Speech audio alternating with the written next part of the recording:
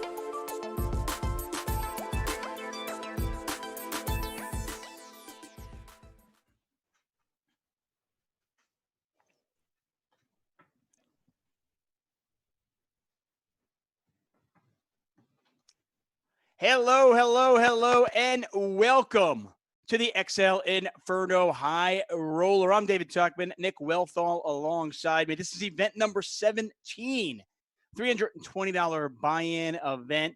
We had 255 players, Nick, 68 remain, 36 will get paid. One of the remaining 68 players is our own 888 Ambassador, elite poker player, of course, brilliant mind, Dominic Nietzsche. I believe he has 4 World Series of Poker bracelets to his name.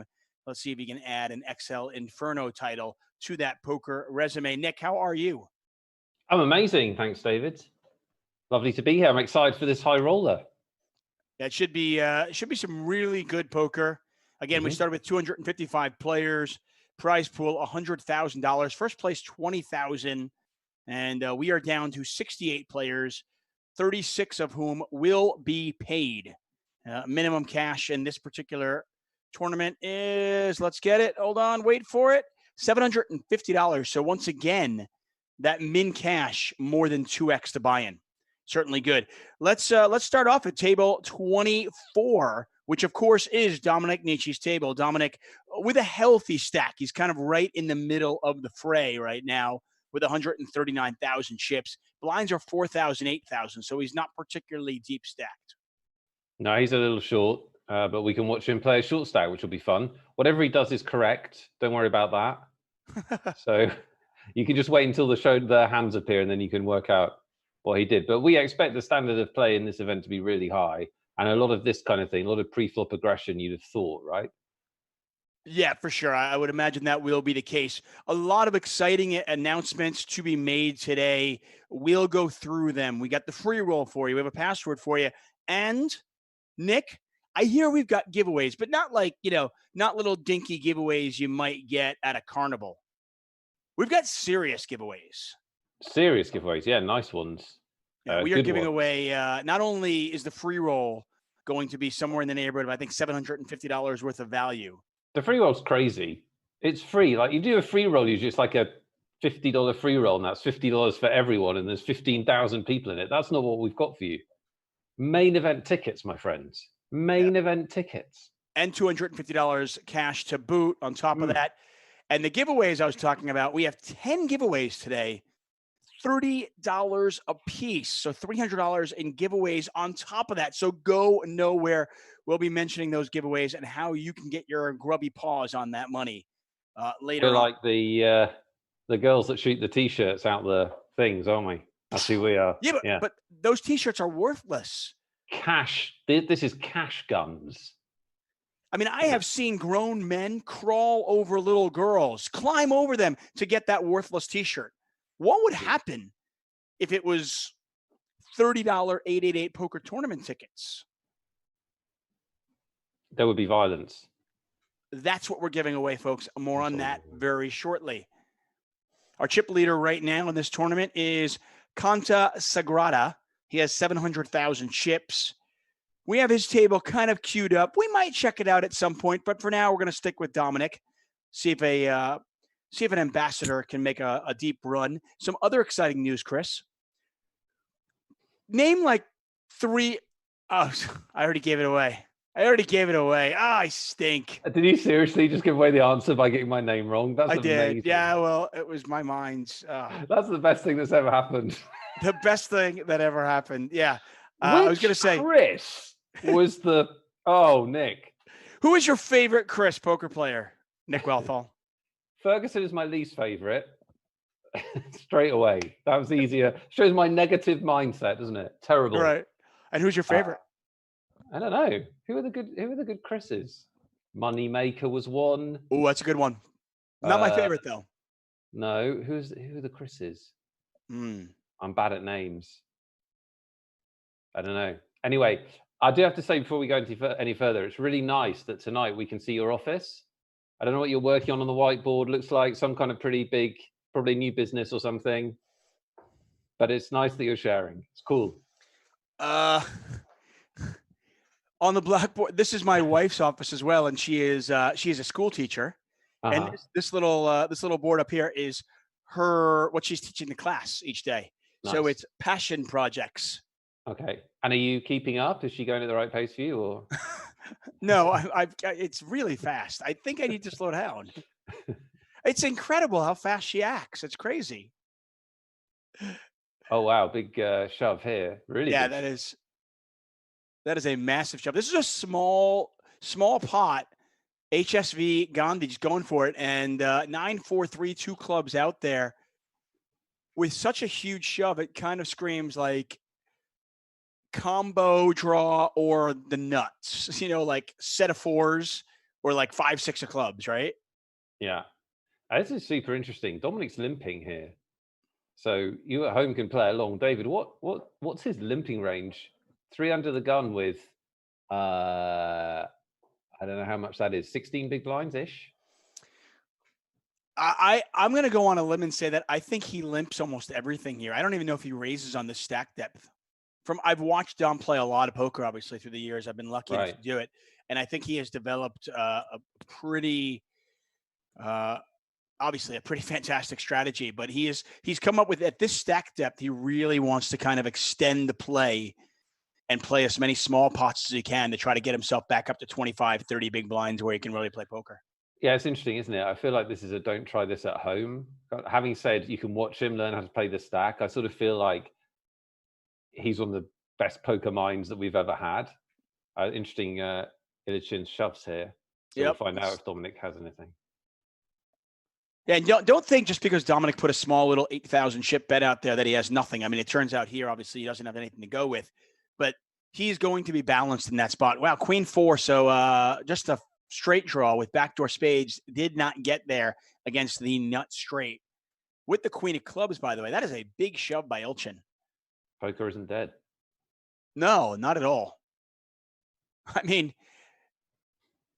you got it in with Queen 4. I guess backdoor spades were the only live thing you had going on there. I want to say hi to people in the Facebook chat. Of course, you can follow us on Facebook or YouTube. But I'm going to come out and say it. If you're watching on YouTube, just head over to Facebook, because today there's something special going on at Facebook. Right, Nick? Do you want to talk about it, or should I? You do it. Okay, why don't I do it after this hand? I don't really know what you're talking about. I'll do it after this hand. Deuces hold, the pumpkin head, winning. If you mean the giveaways, I know what that is. That's what I meant. If you mean something else, like I'm always a bit worried with you. I don't know what you mean. I meant the giveaways, because the giveaways, by the way, you can enjoy the show on YouTube or, of course, on Facebook. But if you want to win the giveaways, it is only on Facebook that we are actually doing it. Do you want to go through the whole spiel, or should I? Right. Well, so we want you to contribute in the chat if you'd like one of our prizes. $30 ticket, pretty sweet. And we want to know your funniest poker stories. Funniest poker stories. Get out of here. Yeah. As funny as that. If you can make David laugh that much, you're pretty much guaranteed a prize. Almost. And if you can make Nick, show us your hysterical face. I just genuinely don't think I know you well enough to do it. I mean, Nick's This is about as far as I'll go. I was going to say, Nick is dying inside right now. Just if you get him to do that. Quite the time over here. No doubt. Thanks for joining us here. The XL Inferno. We are very well on our way. Just 5 days left in this fantastic series. The main event, of course, on May 24th. We will be streaming that as well. It's a $500K guarantee, $250 buy-in. The free roll for that, we're giving away 2 tickets for that. We'll give you the free roll password very shortly. That begins in 51 minutes, so you have plenty of time. Dominic involved in this pot, already 52,000 in there.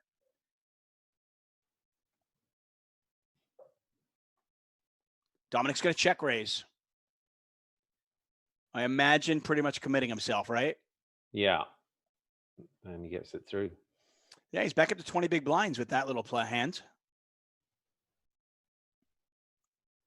Yeah, watching Dominic play is I feel like if you could just watch Dom play, like Dom, Martin Jacobson, Sophia, Anna Marquez, like if you could watch those players play No Limit Hold'em, and just from all the live streams you ever had, and piece it together, that's the best learning tool you're ever going to find, right? Yeah, I mean, I think it's interesting because I just reiterate what I said. I don't think you should be trying to copy how he's playing here off this stack depth without doing a lot of work, because like Dominic's done an awful lot of work, and this is a much more, this is a much harder way to play a 15, 16 big blind stack. And a lot of times you probably don't want to be playing that way unless you've figured out, like, unless you have a limping strategy and you understand how to balance a limping range and then play post flop with like 2 pot size bets or whatever. It's a great point. But it's great to watch. It's fantastic to watch. I'm just not sure you can like copy this particular aspect of his game. But I think it's a great point. I think poker specifically is a copycat type of game. A lot of times amateurs will follow the pros and they copy what they do. I think it's much more valuable to learn why the pro is doing what he's doing, and then put the work in and try to figure out what works best for your game. You know, figure out what is my opponent, what is the pro trying to accomplish here? What are they doing here? Why are they doing it? And how can I implement that into my game as opposed to just copying them? I left out an important detail. I do apologize, everyone. My fault. If you want to win the ticket, the giveaway, and send us a funny poker story, you need an 888 account, and we need to know your username. So that is key. You don't like. There's no other qualification, but we just need you to have an 888 account so we can give you the ticket. Yeah. So once again, we have a special giveaway contest for the Facebook shows. We're giving away 10 tournament tickets. Each tournament ticket is $30 each, so $300 in tickets in all. You can only win one. And what we are doing here is very simple. We're looking for the funniest poker story. Post it in the comment section of the live stream only on Facebook. That's what I was saying. If you're watching this on YouTube, maybe today you watch it on Facebook, so you can join us in the comment section over there. And again, just to reiterate what Nick just said, you must have an eligible 888 poker account and include your username in the comment. Nick, myself, and I imagine maybe a couple of others are judging. Who else is judging? I like right away. I like Leon Menezes already. Funny story. Sitting on the final table, I mistook ace 4 for pocket aces. We've all done that. You peel back, you see the 4, you think it's an ace. He shoved all in.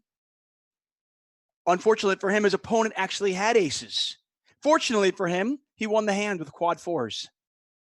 If that's true, that's amazing. That's a great story. Well done, Leon. Almost certainly going to win a ticket. See, it's easy, guys.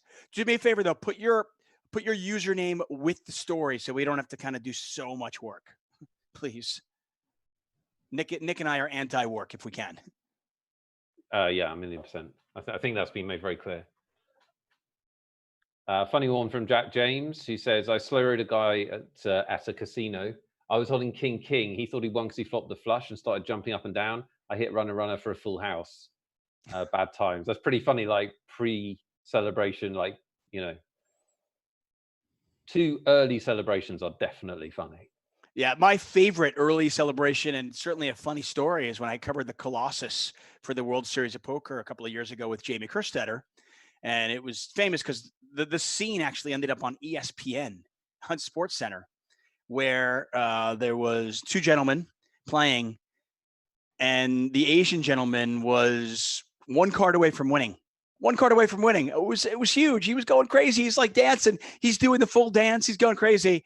And the Brazilian hit the card, went down to his knees like his team just won the World Cup. Nice. Talk about premature celebrations. One outed. Yeah, it was pretty awesome. I think he might have been 3 outed, but still gross. But funny and made for a great show. It's never in till it's in is a good motto, I think, in life. Yeah. In all aspects of life. Don't celebrate too early. Just to Dominic's left, Moray Eel actually won the first event of the XL Inferno. That was the guy in the chat who said that his buddy was Moray Eel, remember? And he said he called it with 15 left. He said Moray Eel was going to win. So he's having a good couple of weeks, huh? Yeah, well, he's certainly got off to a good start, and he could cement it here. This is the high roller, so he's doing it in tough competition. There are aces here. Yeah, no good. Rocket aces, no match for Gandhi. Gandhi knows how to handle those aces. Once again, you're watching the XL Inferno event number 17. David Tuchman, Nick Wealthall, free roll coming up in 45 minutes. Should we tell them the password for the free roll? I don't know. You're in charge of the password for the free roll. You know what? Soon. Very, very soon. Maybe like 30 seconds, a minute, 2 minutes. I don't know. I'm pretty excited about it, though. Should be. I love free rolls. $753 of value. You could play the main event this Sunday. Are you going to play the free roll again? Oh, it's just endless work with you, isn't it? Yeah, I'll play the free roll again. Yeah. Can I have 10% again? Yes. Oh, this is awesome. Okay, let's put it out there then. Let's get it out there. Free roll, guys. It starts in 44 minutes, pardon me. You can register a little bit late, no big deal. It's free. All you've got to do is have an 888 account, go to the restricted tabs, find the free roll, and type in the wonderful password, which is Inferno.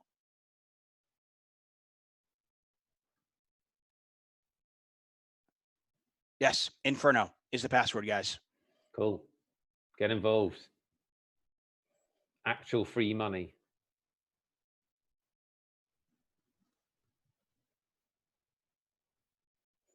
Nick and I will be here for the next 4 or 5 hours, or give or take a snippet as we watch this high roller unfold in front of us. Somebody's put in the chat, Nick, do you ever get confused with Spraggy? I mean, like maybe Spraggy's dad? Like confused with Spraggy? Really? I mean, I guess you both have kind of the same color hair.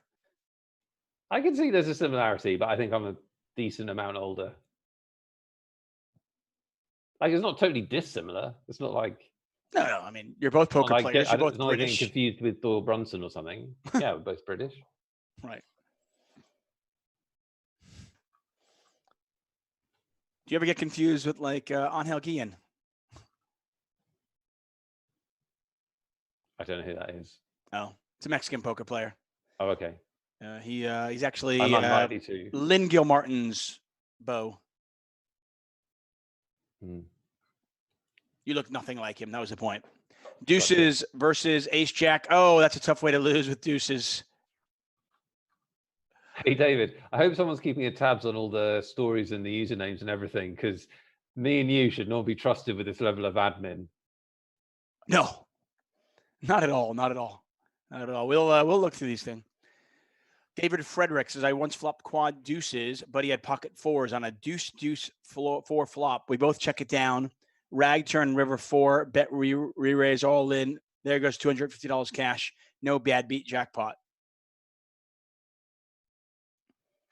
I appreciate the story, David. I don't know if that's that funny, though. Sad, isn't it? Yeah, it's sad. I don't know why I'm laughing. It wasn't you. Gross. It wasn't me. It's a sad story, David Frederick. What's up, Jack James? Melwin Fernandez. Yeah, Spraggy's step uncle, Jack, exactly. Jason Glatzer from Poker News in there said this one time in band camp. Bandcamp.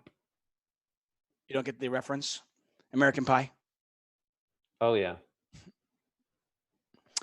Says, this one time in Bandcamp, can't tell that one. One time at Perla Casino, they shut down for an hour, but gave us wine, and we headed into the hotel room to play. We even had a real dealer. Three of us showed up to start, so we played a hand of Indian Hold'em. I had 6 high and got it in 1-1 game against my friend for a €1,200 pot. Somehow no one paired, and the 6 high was good. Third player had an ace, but folded to the insane pre-flop action. I like that, Jason.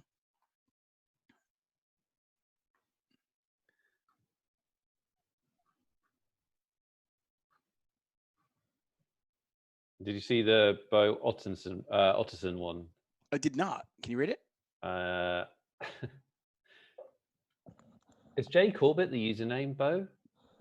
I'm confused. One of my friends played poker all night. He was peeing in a Coke bottle and drinking Coke out of another bottle. Oh, no. Yeah, until he was falling and used the wrong bottle. Oh. Not cool. Well, I mean, the peeing in the bottle thing right alone is not cool. Pair straight here, 6 high straight for Gandhi up to 852,000. By the way, not only do we have Dominic Nietzsche at this table, do I pick the table as well or not? Dominic at the table and the chip leader at the table. HSV has just won pots since we've been watching, like literally won about 5 pots in the Yeah, he hasn't lost a hand yet. It's insane.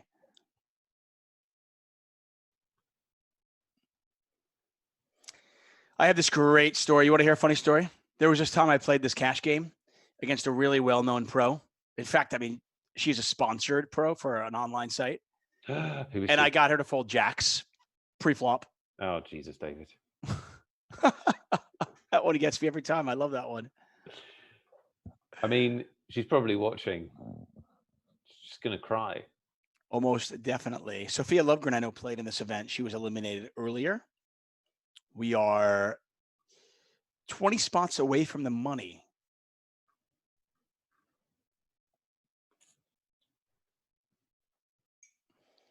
Once again, the free roll coming up in 39 minutes. Password for that is Inferno. We also have a fantastic giveaway. We are giving away 10. We got an all in here from Garas. Nobody get a call. We are giving away 10 $30 tournament tickets over at 888 Poker. Very simple. Head over to Facebook. Join us there. Watch the stream. And in the comment section of the live stream over on Facebook, let us know what your funniest poker story is. Brevity is king. If you can be funny in a succinct manner, that would be even best, right? I have to say, I already owe everyone an apology because I was skeptical we'd get enough funny stories. We've got a lot of funny stories. We've only been doing it 20 minutes. There's a lot. We've missed some. It's cool. Thank you. Yeah, no. People have funny stories out there. So yeah, if you have a really funny story, head over to the comments section in the live stream where we're watching this on Facebook. You can join us there. Obviously, watch the show. Let us know what your funny story is. Write it out, and also include your 888 username, your 888 Poker username. You must be eligible to obviously play on 888 Poker, and you must have an 888 Poker account to be eligible to win this giveaway.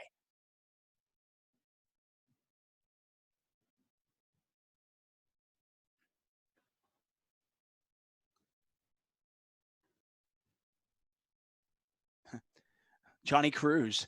I was once the leader in a tournament, and my cat's paw, trying to be playful, clicked the call button, and I went all in with deuce 4 pre-flop, and I lost. Very, very unfortuitous. Yes, that is. That's bad. Jack James says, David and Nick, I want to hear your funny story. David did his funny story. It was yet again a self-aggrandizing story about the one time he won a hand on TV. It's just unbelievable. Now, I'll think of a good one. I have one. Ooh. You want to save it for later? Well, let's just see if Vladdy plays his hand. Do I want to save it? I can save it, yeah. Tease him for later? I mean, it's not that funny. Coming up in the second hour of this fantastic broadcast is Nick Wealthall's funny poker story. Brackets. It's not that funny. Brackets. You will believe this. Look out for a wry smile heading in your direction, the other side of the break. There's a lot of stories. Yeah. Hey, listen, everybody has a great story. I don't have very many funny poker stories. My poker life hasn't been funny. Come on, but in your whole life, you never think you can't. I bet you if you start searching for kind of funny stories, it'd be cool. Like I remember there's a really cool funny story. This is not even one of my better ones, I'm sure, but just off the top of my head, I can give you one. I was playing 5-10 in LA at the Bicycle Casino. And there's a guy at the table who just kept being like, he was like, "You're not going to get me. You can't get me. No way, man. I hate, you're a punk. You're a stupid punk." Anyway, let's watch this hand unfold, see if anybody calls Mellows all in. 3-bet all into 300,000. So this is as Nick likes to say, this is commentator friendly blind level. 30 big blind shove, pretty big shove. But over an opening raise, and there's like 50K in there that he picks up. Oh, there's a call. Ace Jack versus Ace 8. Wow. Good call. That is a great call. He must have some knowledge about his opponent. Great call. Ace Jack holds. Well, it's like a positional reshove, but that doesn't make it an easy call. You know, it's like calling for his tournament and tough. Yeah. Ace Jack. We're 18 away from the money to make that call. That is really tough. Great spot for Blatty. And the fact that Mellows is doing it with Ace 8, you just have to think that he probably has some information about him. Anyway, so I'm playing against this gentleman, full ring game, I mean, whatever, 8-handed.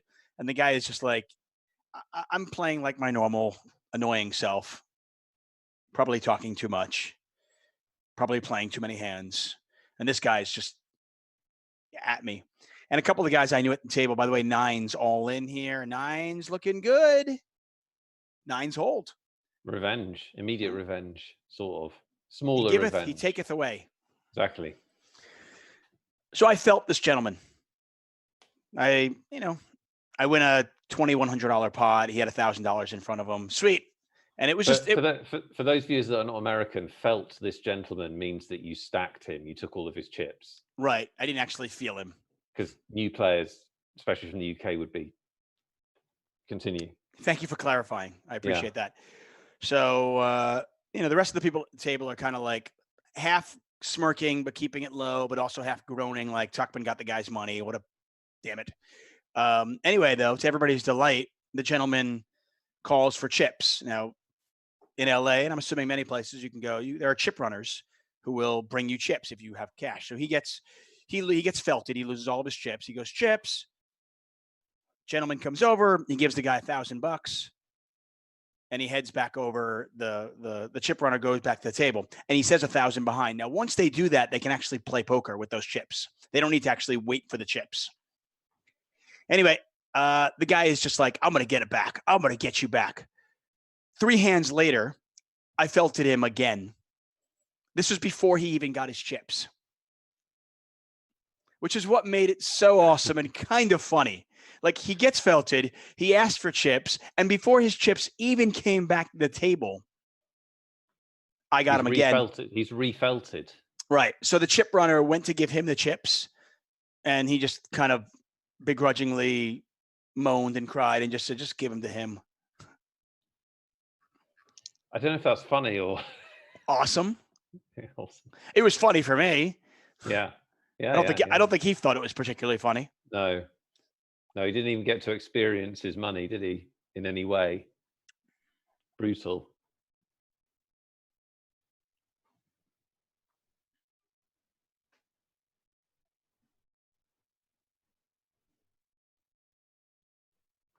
We got to go through some of these stories. Thank you, chat. There's a lot of stories.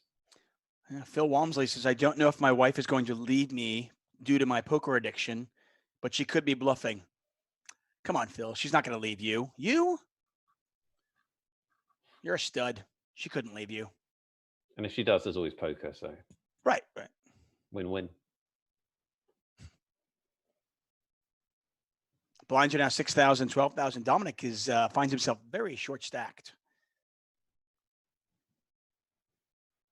So I'm going to read a few out. Simon Lulling. My story is pretty short, but in my eyes, a funny one. A little tournament I never knew about. A friend of mine who bought in but couldn't play because he became sick asked me to play for him, and I won it all. Could not believe it. All in the Mastermind call here. said. That's pretty cool. Pair fives. Going to win this small pot. Ilchin was down to just 32,000 chips, so he wasn't folding anything. Who was that? Who was that story? That was from? Simon. Masterminds is his ID. Thank you, Simon. You're keeping track of all the best ones, right, Nick? Nope. We can go through them later. Dominic's all in and gets it through. By I'm the going way, to read this. I'm going to read this out blind. I haven't read it, pre-read it, so I don't know if it's funny or not. Oh, okay. I don't know if it contains violence or bad words. Peteris Vicus, who doesn't put a screen name. What's your screen name, Peteris? Playing a cash tournament at a friend's place, everyone was pretty smashed. One of the guys busts out early, so goes over to play S&Gs, sit and goes online. On one stage, he realizes he's fairly quiet. One of the guys looks over the keyboard, sees he's fallen asleep, but he has aces. The guy leaps out of his chair, flies across the room, shoves the comatose guy out of the seat, and watches ace floats into the muck, and he reaches for the call key. The comatose one wakes up wondering what just happened. He had to be there, but we had to stop the tourney 4 minutes. There's too much laughter. The comatose player was a regular in these games, and he often fell asleep. Have I ever seen anyone play? I've seen someone pass out. Thanks, Pateris. I've seen someone pass out in a cash game. He was drunk, and he had a pile of chips in front of him, and he literally just did that. Took the chips with him. It's unbelievable. That's great. I love it. That's amazing. Dom on 103,000 in the small blinds. Blinds again in 6,000, 12,000. Nick Wealthall, David Tuchman here for XL Inferno number 17. This is the high roller event. $320 buy-in. We got 255 players. Prize pool is $100,000. Raise here from Rocket Aces.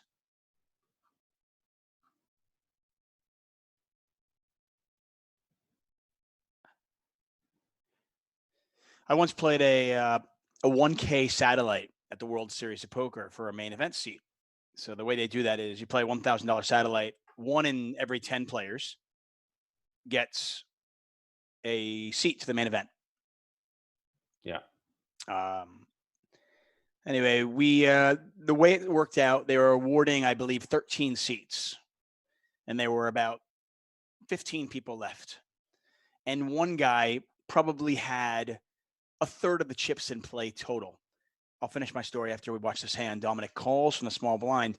Really, really intrigued to know what hand he is calling with out of the small blind on that stack depth. I mean, it looks like a stop and go, but like, but it's Dominic Michi. I thought they were banned. I mean, what hand could he possibly do this with? I don't know. He's all in. There's a stop and go. If this was anybody else, you'd be ridiculing it, right, Nick? It's like literally a stop and go with whatever he had. Not too many. Rocket Aces has to figure it out. He's getting 2-1 on this call. It's half his stack though, half Rocket Aces stack. There's the call. Queen 9 clubs. Clean run out, and Ace Jack is going to win it. Yeah, you can't fold the Ace Jack. Especially backdoor club draw, backdoor straight possibilities. Just Ace High is going to be the best hand there. Dominic, can you explain your play to us, please? Because we're too confused. Yeah, an unfortunate run out there. Obviously, Dom, flops a flush draw with. Once he calls pre-flop, obviously the chips are going in. There's no way he's going to fold.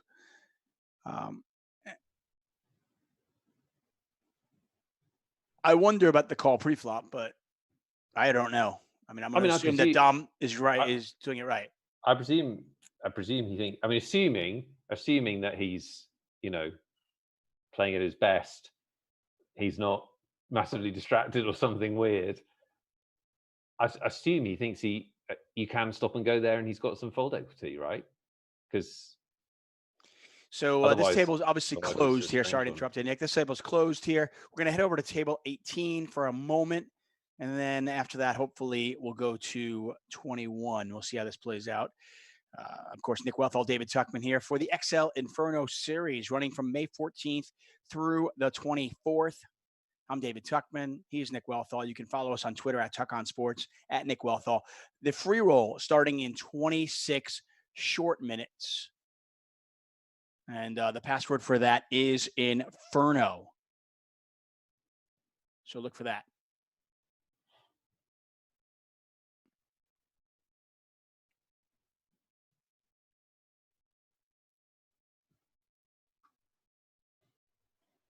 So we're closing in on the money is what we're doing. 45 players left and we're paying 36. So a few to go. Yeah, so right now we are on Moray Eels table. We're following that guy who won event number 1. See if he can cash in this event as well and make a deep run. Finds himself very short stacked. Kind of top left corner of your screen. Obviously a very fluid situation, but Quadrado 12 is our chip leader right now. We're seeing several names on these streams more than once. So you can, like, if you've watched all the streams, you can quickly pick up on who the regulars are on the site. So Mananga, I think we've seen before. Morail, we already said you've seen before. So yeah, some players having good series so far. I like this one. Talking Monkeys in Space says, tournament at a friend's wedding. First place was a BMW. Wow. Wow, what a wedding. I want to go to this wedding. Final table took out the fiance's father. He hasn't spoken to me since. Excellent. Well, I mean, that's awesome. What did he expect? I mean, did he expect everybody just to give him the BMW? Well, I don't understand where the BMW came from. Right. Was the wedding sponsored? Yeah, that's what I figured. That would be awesome there. I had a really good wedding, but it definitely would have been enhanced by a BMW poker with like a poker tournament with a BMW's first prize. It would have even been better, you know? Yeah, and by the way, if it was your wedding, wouldn't you have somehow fixed it so you'd win? I would, but Moray Eel is all in. We'll see if he can hold here. Doesn't have a lot of chips, not a lot of fold equity at all. See if this one gets through, or we go to showdown. At the conclusion of this hand, we'll head over to a different table. I believe table 21 has the chip leader at it. Quadrado.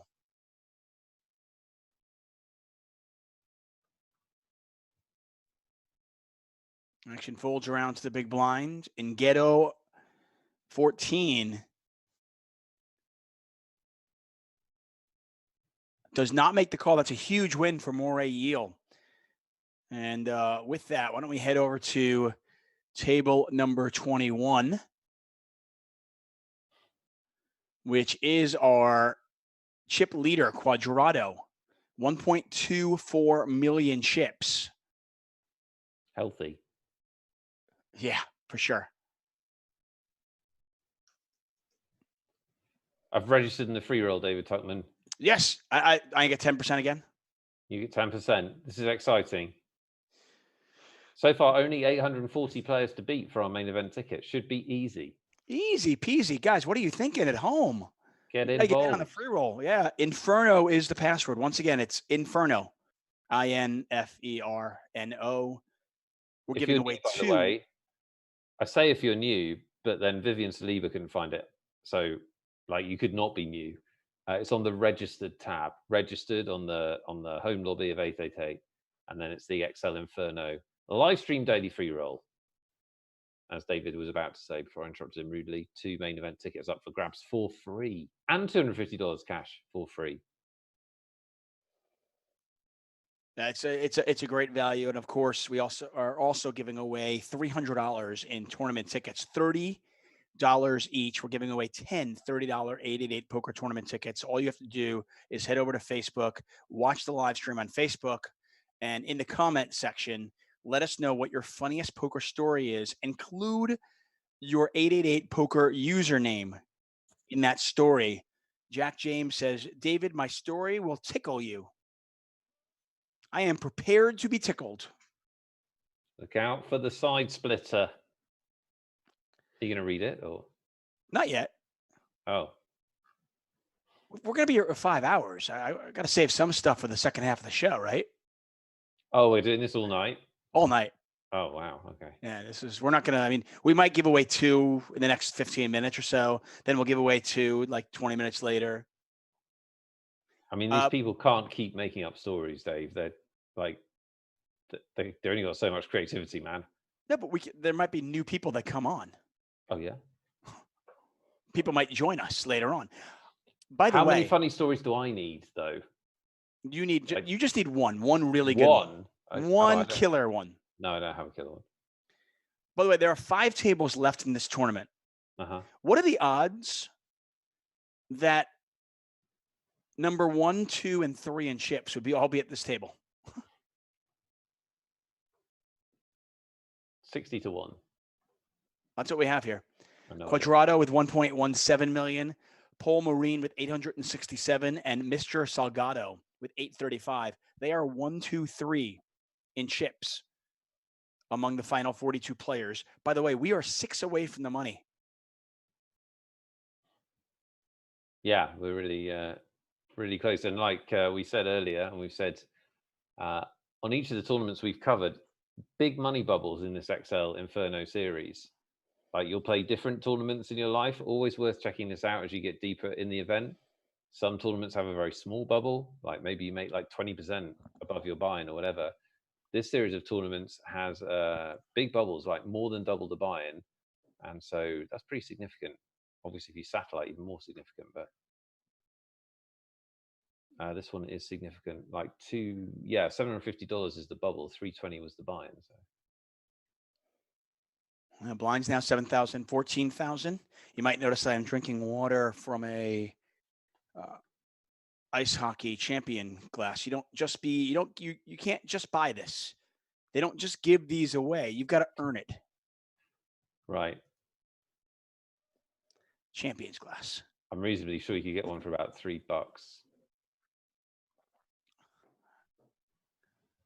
Some negative. So hey, you probably could get one for $3. Probably true. So 304 TCM, let's call him TCM, has raised under the gun, but raised off not a huge stack. Gets flat called in position, but takes it down with a C-bet. Very good flop for most of his range, or what he can represent anyway. Get a raise here under the gun from Conta Sagrada. Ton of chips at this table. So I already told you 1, 2, and 3 with chips are at this table. Conta Sagrada is 6. Wow. So the whole bubble dynamic, very different at this table than you might normally see, right? Yeah, for sure.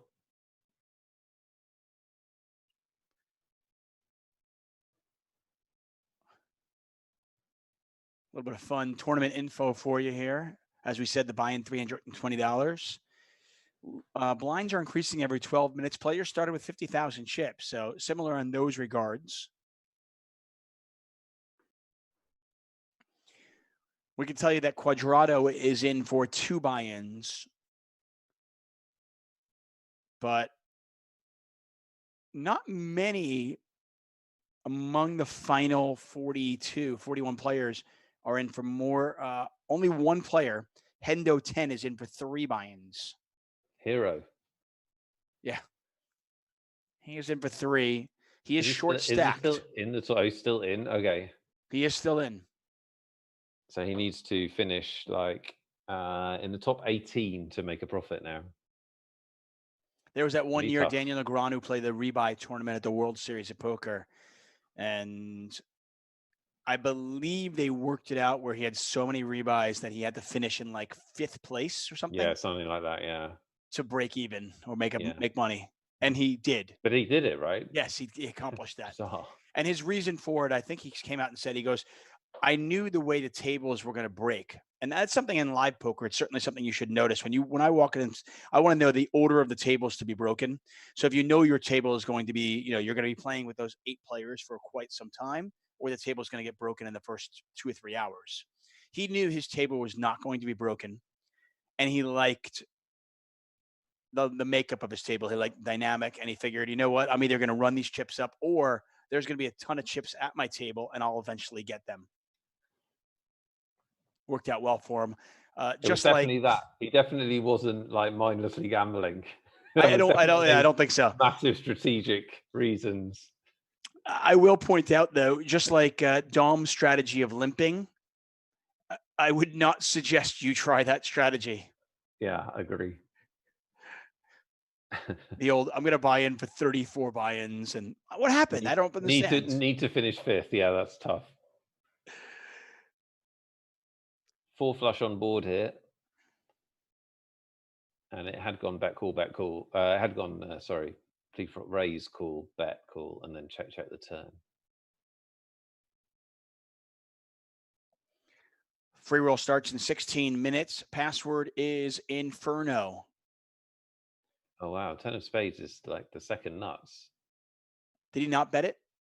He called a small bet on the river. Okay. Yeah. It's just interesting. Figured he couldn't raise there. I feel like on those like 4 flush boards, people often will bet less than the nuts, but if they're raising, it's almost always like the nuts or a bluff. I'm not saying that's correct. I just think I've noticed it. It's interesting because Vladdy put out a small river bet, and like maybe this is overthinking the spot, but I sort of feel like TCM could have raised for value, because then maybe Vladdy levels himself into a call because he's put out a small defensive bet with 2 pair, as it turned out. And maybe you get one of those curiosity calls if you raise there, but I don't know. Yeah, especially if there's history and you end up leveling yourself, you go, well, is he raising because I put a small blocker bet out there or not? I do not need history to level myself. No, you do. I can level myself in a vacuum. Natasha Meadows in the chat says, I used to play this, but of course I'm in Australia, and you stopped all Australia poker for playing this. Not fair. Hey, Natasha, I feel you. Trust me. 888 Poker would absolutely love to be in Australia. We didn't stop, believe me. Yeah, this was Australia. This is really interesting. Oh, 10s and jacks. Okay, that makes a lot of sense. It turned out to be not interesting. Kind of played itself. But the button squeezed, and I wondered if he was light or not, but just a pretty standard hand, having seen the cards now. But a big hand for Contra Sagrada, who goes to 1.1. Man, another huge pot there. Mm-hmm. Just insane. These players. We have huge stacks at this particular table. We'll continue watching these guys play. A lot of fun. They're down to 38, by the way, just 2 away from the money. Yeah, Natasha, listen, I'm in the States. I hear you. But I guarantee you the fine people at 888 Poker would love to be in every single country in the entire world. If they're not where you live, it's your government's fault, not 888 Pokers. I promise you that much.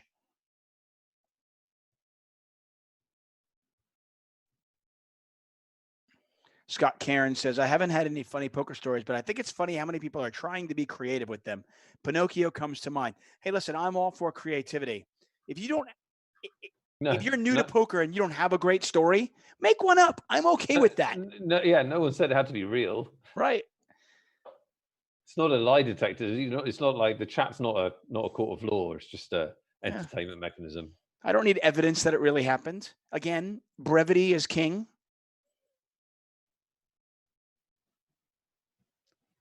Hello, Sylvia.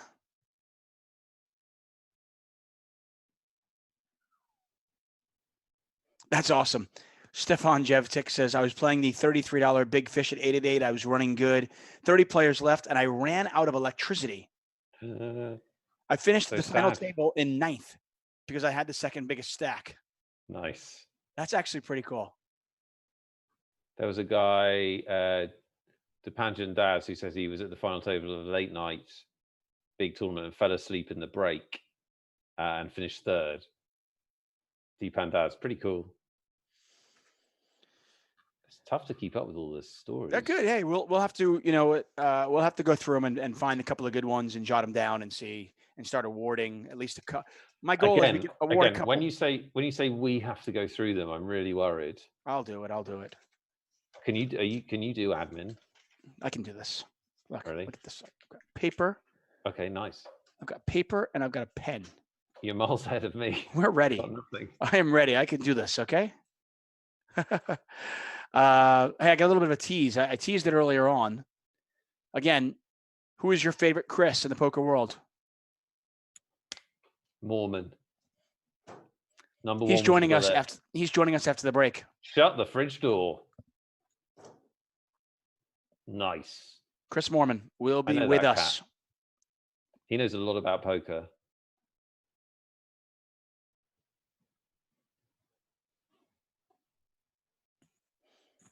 Got a little bit of action here between two monster stacks. Conta Sagrada, Cuadro 12. They are 1-2 in chips. Oh, and Mr. Salgado goes, you know what? I'm going to play too. I've got a top 10 stack. Why not? I'll play it as well. So 1, 2, and 6 in the tournament and chips are playing in this pot. Amazing. We just need set over set over set. That's all we need. Have you ever seen that, by the way, David? I have. I've seen set over set live. Have you? I've saw it live once. That flopped set over set over set. Yep. Jeez, I have not seen that live. I've seen that. I've also seen flop top set. Got it all in against a pair that was lower than them and had no real backdoor draws. Like the flop was like queen 6-3. Guy had a set of queens and somehow figured out a way to lose to jacks. Quadded, like runner quad. Runner quad. I mean, that's just like you have to hit exactly one of two cards and then exactly the other one card. That's a 1 in 999er. That's pretty horrific. Yeah. We're 2 off the money here. We are right on the bubble now. I've seen some really crazy ones. I have another funny story for you. How's this one? I haven't even done one. I know, but I've got one that's kind of funny. So I'm playing in a small little like an afternoon nooner. It was like a $55 tournament, right? Anyway, guy plays it. And in the middle of the tournament, I guess his phone rang, his page or whatever it was. He had a lot of chips. He makes an announcement and he tells the tournament director that his wife is going into labor and he has to leave. So the tournament director calls out to everybody and says, hey, do you guys mind if, we give him back the money? Everybody's like, yeah, of course. One guy, going to touch 2, were like, no way. You shouldn't have played. Okay. I love it. Right? You're like, the guy's like, you should have, by the way, it was like a $55 tournament. Okay. He shouldn't have played if his wife could have gone in labor. This is ridiculous. Your wife's heavily pregnant. Right. The funny thing was that I don't know if the guy who objected cashed, but the guy who left and couldn't get refunded his money blinded into the money and cashed. Oh, wow. That's cool. Yeah. So he cashed and presumably became a father all in one afternoon. Mazel tov.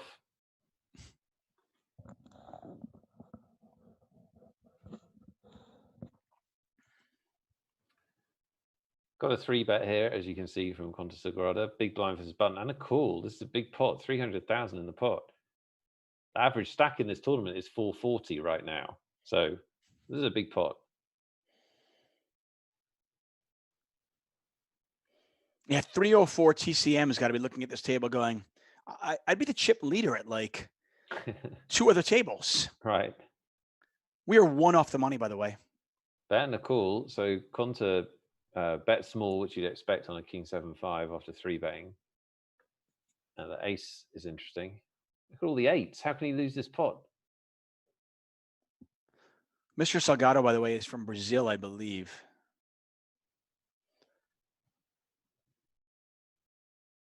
Another small bet. Another call. And another call. Wow. So Salgado has to have a hand here. Conta does not have to have a hand. No, you'd imagine. I mean, Salgado is the pre-flop raiser. He's going to have some ace jacks, ace 10s in his range. And look at this. Wow, Conta shoves, puts him. This is a huge. There's a call. He calls with king queen. Holy cow! We're in the money, and talk about just ICM suicide there. I am shocked. Like, he just decided this guy's bluffing me. That's what happened. Like, he just got into that mindset of this guy's bluffing me. I know he's bluffing me. I know he's bluffing me. Because he didn't even think. Right? On the river. Like, how long did he think for? Like a second? Yeah, that was pretty insane. Let's head over to table Amazing 18. Hand. You don't want to talk about that hand? Like, that was. I do. Like, I just want to make sure that we have a table up for everybody so we can continue. I think we should stay on the wreckage. No, we can stay on that wreckage because like we're gonna in memoriam. Listen, I'm going to give you a nice segue because the gentleman who had Ace King there, Conta Sagrada, is at our new table, and he's got 1.8 million chips. Of course he does. Yeah. And I mean, it's a cooler of a flop, right? An absolute cooler of a flop. But when it goes bet, call, all in, I mean, he's just in a situation where he's like, I've got a bluff catcher. It's all I can beat is an absolute stone cold bluff. The problem is on a king 7-5 ace board. Like, what is his opponent bluffing with? I mean, I don't think it's necessarily a indefensible call, although because for lots of reasons, it's just how fast it went. Like, that's why I was shocked, because he went, oh, he's just auto called with king queen, so it's like a premeditated call. And I can see the call if you think, like, I know this guy's aggressive, he's got me covered, it's the money bubble, I think he's just like leveraging his stack. Do you know what I mean? Absolutely.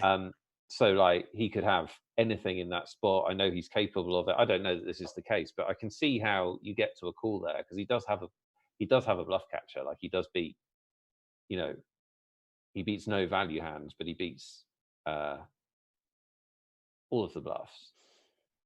So, absolutely true. All of the bluffs and hands that are turned into bluffs, like pocket tens or something. So I'm not even saying, I don't even have to think about it more to know even whether it was a bad call. It's just how fast he made it. It was crazy, like on the money bubble. Wow. Yeah, that is pretty insane. Anyway, the players are on break. It's about 5 minutes left in the break. We'll go on a break as well. Thanks so much for joining us here. More action from the High Roller. More action from the XL Inferno event number 17 here at 888 Poker in 5 short minutes.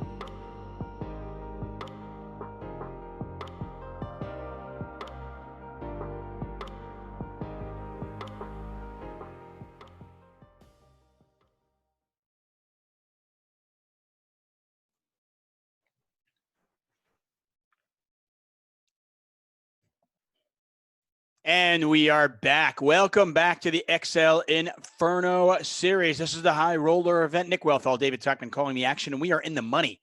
35 players remain. And if you're wondering how we got in the money, we saw a monster pot. Conta Sagrada, the beneficiary of that pot, and he is now sitting on 1.8 million chips. The average stack, just 465,000. He is 700,000 ahead of the next player, who has 1.1 million chips. So pretty insane stuff going on here. Nick Wealthall alongside me here. Again, 35 players remain. Chris Moorman will be joining us very shortly. The free roll has just begun. You can still register for that over at 888 Poker. We're giving away 2 main event tickets worth $250 each. The guarantee on that is $500,000.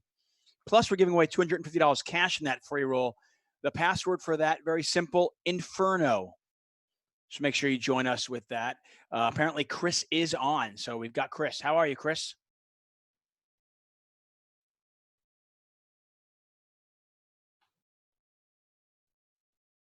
How are you, Nick? I'm good, thanks.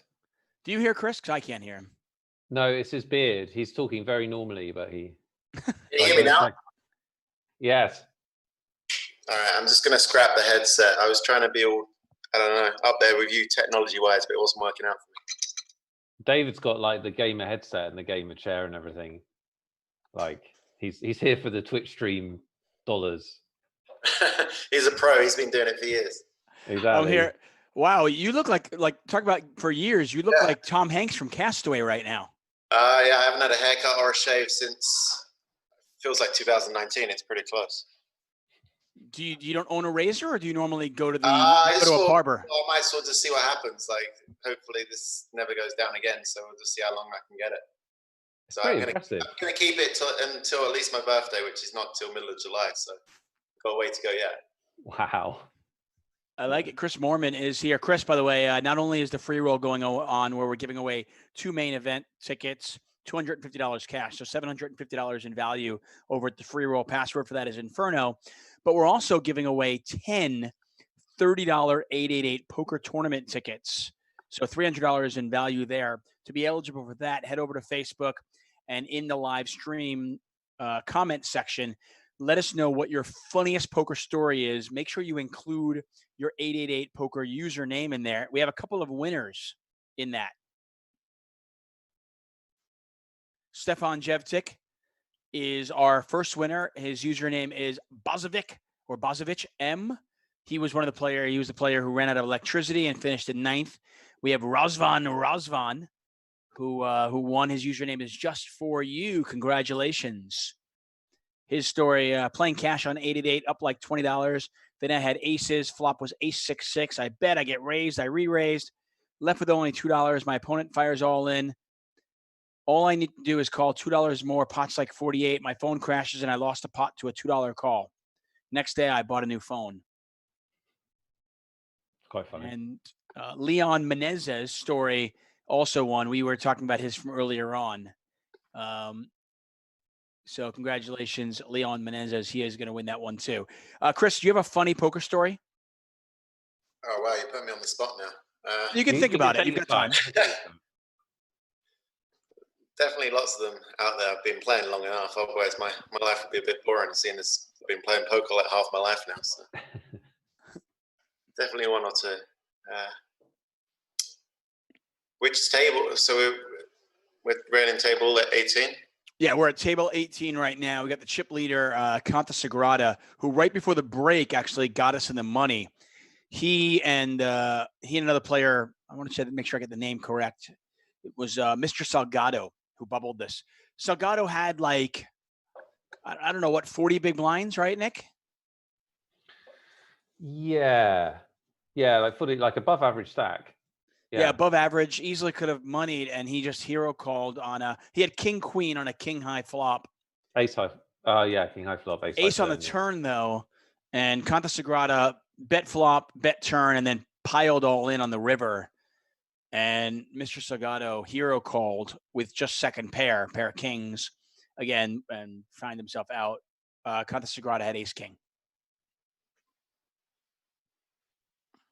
So how have you been, Chris? How's your spring in quarantine been? Yeah, not too bad. The weather's starting to get nice here in Las Vegas. Not too bad. Just been hanging out in the back garden a bit and keeping spirits up. Just yeah. No have you been down? It's far worse place to be. Yeah, definitely. Have you been down the strip? Is it like? No, I haven't been down there at all, really. So I've no idea. I've only seen what everyone else has seen, like all the lights switched off and stuff. But I think stuff's beginning to open up again. It is.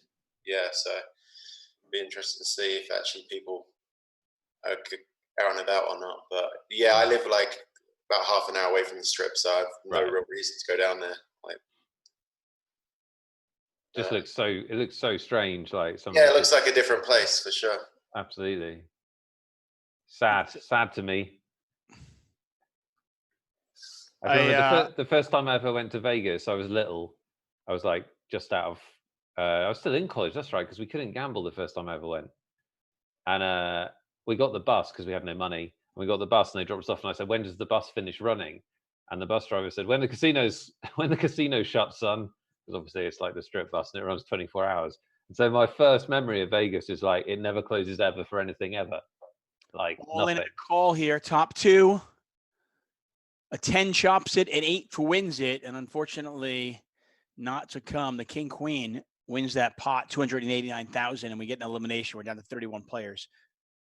Hey, Chris, have you heard about the so from what I heard, phase 1 or whatever it is, where you can play poker four-handed? Is that what's going on right now, or? Maybe, but I mean, yeah, I got no interest in, like, forehand is fun, but they have no interest in playing in live poker right now. But yeah, that's what I heard. Oh, because it's automatically socially distanced. Is that the idea? Yeah, I don't know if it really counts though. Like you're still there with a dealer and chips and right.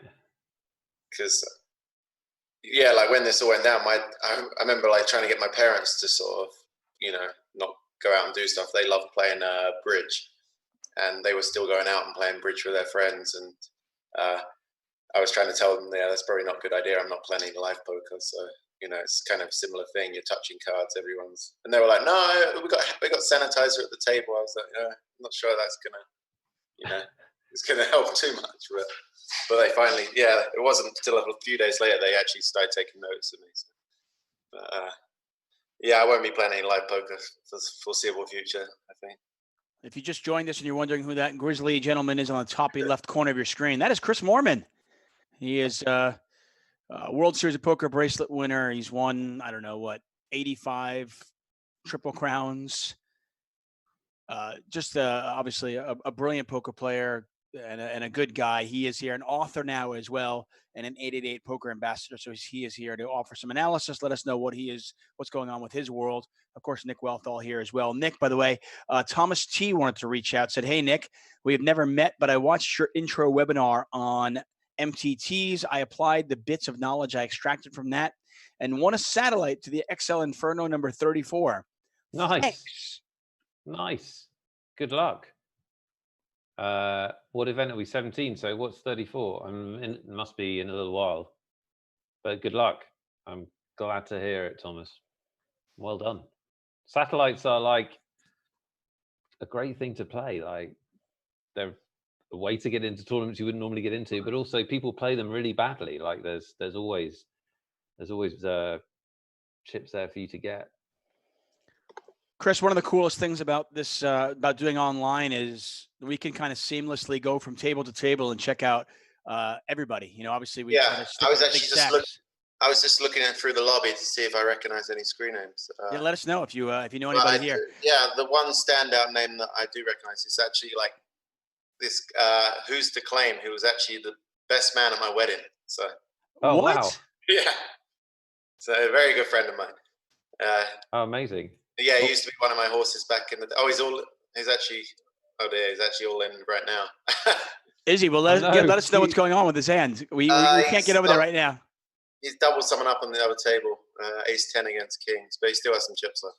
Okay, we'll head over to his table in a moment, but first let's head over to table number 28 and see what Cuadrado, Garas, Lucky Peter, and the rest of those players are up to. Pablo Caesar a little bit short stacked right now.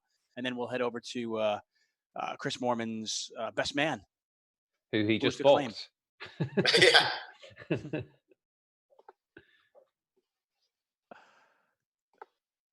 I take it he's a good player, Chris. Yeah. He's been playing for longer than me, I'd say. Yeah, he was playing. Okay. He was playing when I first started playing, and yeah, I've known him over a decade now, I guess. What's his name? Richard Trigg. He's like a big grinder in the UK. He's like made some World Series final tables, but more of an online player than a live one. Registration still open for the free roll. Password for that is Inferno. So we've awarded 3 of our 10 $30 888 poker tournament giveaways. We still have 7 more to give, Nick. Nice. Yeah.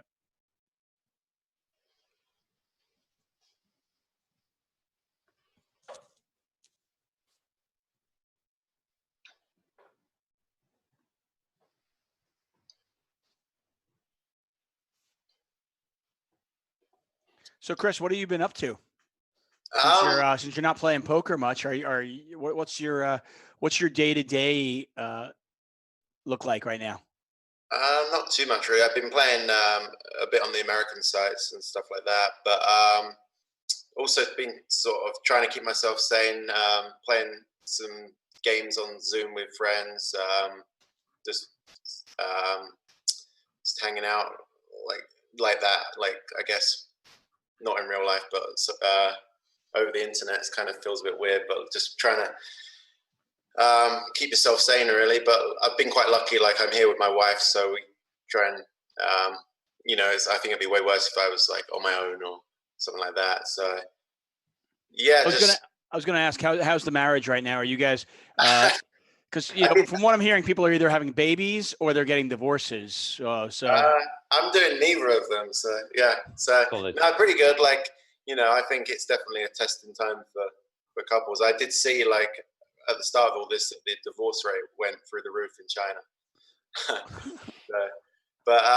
Yeah, I think you find it, like, we've been married for like 5 years now, so we spend a lot of time together anyway. It's not like we have like, she plays poker as well, so it's not like we have completely separate jobs and don't see each other that much. So, like, we're not that much on top of each other more than normal kind of thing. But obviously, you do have to be a bit more patient and sort of forgiving. And yeah, so it's like a thing that works both ways, but it's not easy. Never is. Speaking of your wife, by the way, she's had, I want to say, as much or more poker success recently than you. She's been killing it. No, she's crushing it, especially live poker. She's definitely missing live poker way more than me. I was sort of quite happy not to play live. Like, I played a bit at the start of the year, but didn't really, way tournaments are kind of thing. Had some runs, but didn't really hit anything significant. So I was quite happy to take a break. Whereas she's missing it. She quite likes to go down, play all the tournaments in Vegas, the sort of 1500 buy-in level. That's like her sweet spot kind of thing. And so she's missing doing that. She, like, even if she doesn't win at the tournament, she has a good time socializing with all the people and stuff like that. Whereas I'm sort of play and see what. If it goes bad for me, I'm sort of hating live poker, whereas she'll like see the good side of it. I was just thinking, what's that like? Yeah, I know. It must be amazing. Different world. Yeah, I lost, but I had a good time. Must be amazing.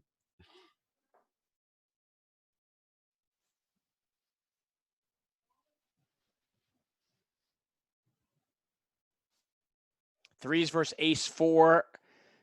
Obviously, a heart could have come as well. The ace is good on the river. We get another elimination. Paul Marine up to 1.49 million.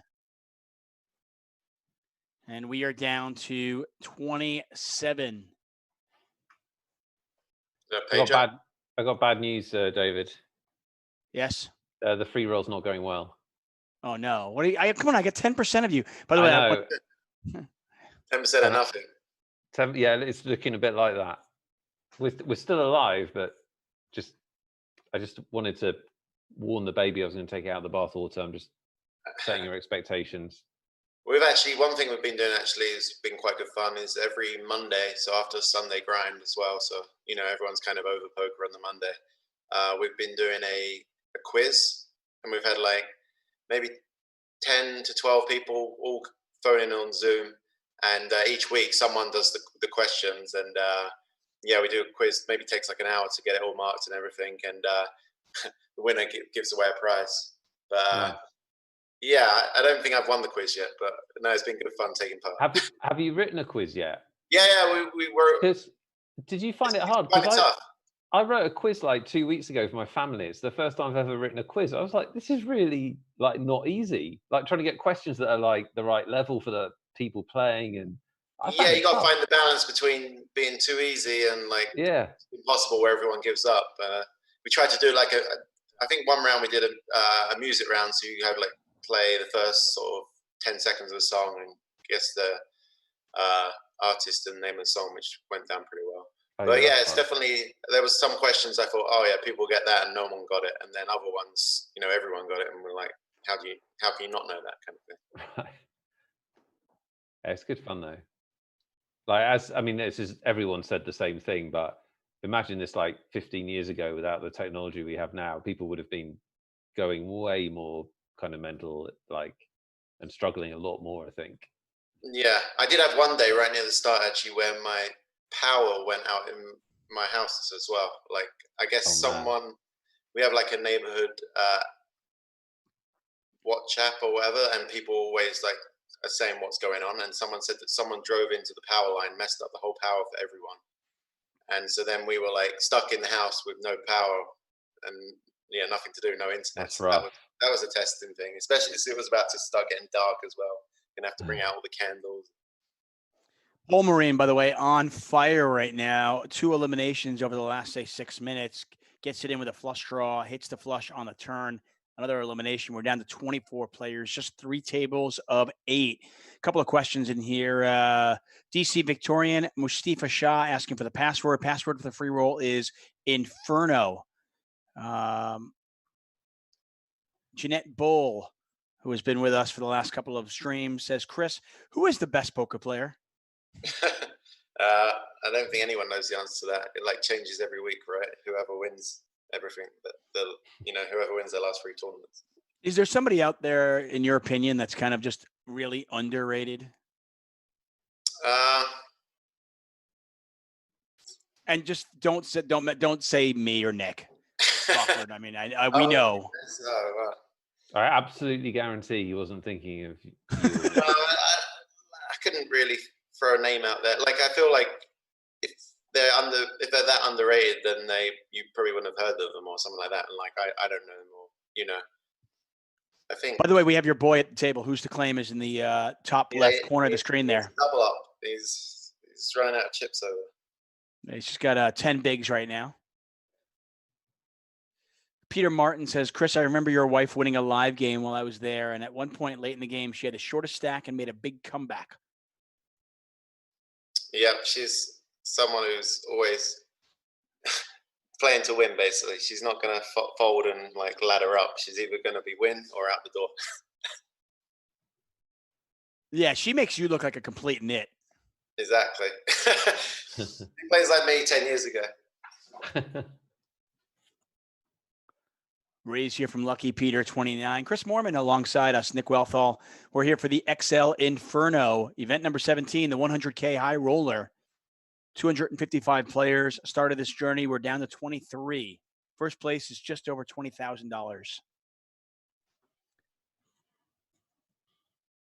Bo Ottison asking who won the tickets. Yeah, we're giving away 10 $30 888 poker tournament tickets. To be eligible for those, you got to let us know what your funniest story is. Write it in the Facebook comments section. Make sure you include your 888 poker username. We've awarded 3 so far, so we still have 7 more to give away.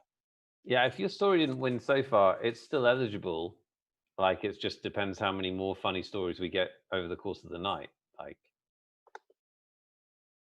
I was expecting to come in and commentate on some 888 ambassadors in this, but I guess they all hit the showers. Huh? By the way, that's the funniest story of all of them. 888 Poker Ambassadors running deep in any of these events wherever Nick and I, if we ever commentate on an event, it's like the kiss of death for you guys. I have never commentated on an 888 Ambassador on a final table. I feel like Sophia is almost always there. She always bubbles the final table. Yeah, she's had a lot of deep runs, definitely. She cashed at event number 1. Yeah, I saw that actually. Yeah, I can never do anything in the main events. Just I do all right in the whole high rollers, but the main events I can't even get near the money.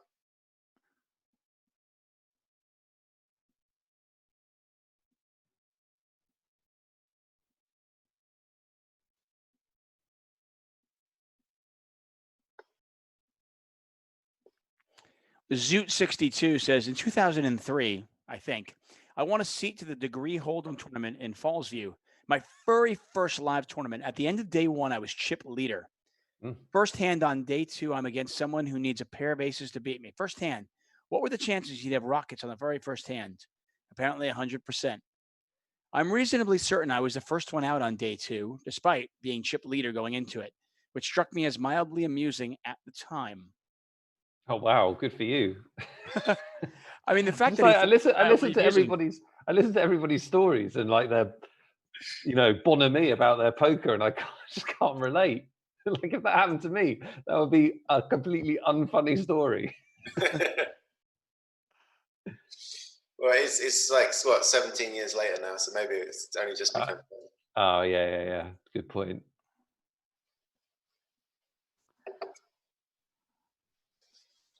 Oh yeah, so Chris, we were talking about this last time. You might have seen this on Twitter, but people were getting into it about who the most talented poker players have been. Right, yeah, you see that, and I don't know how you feel.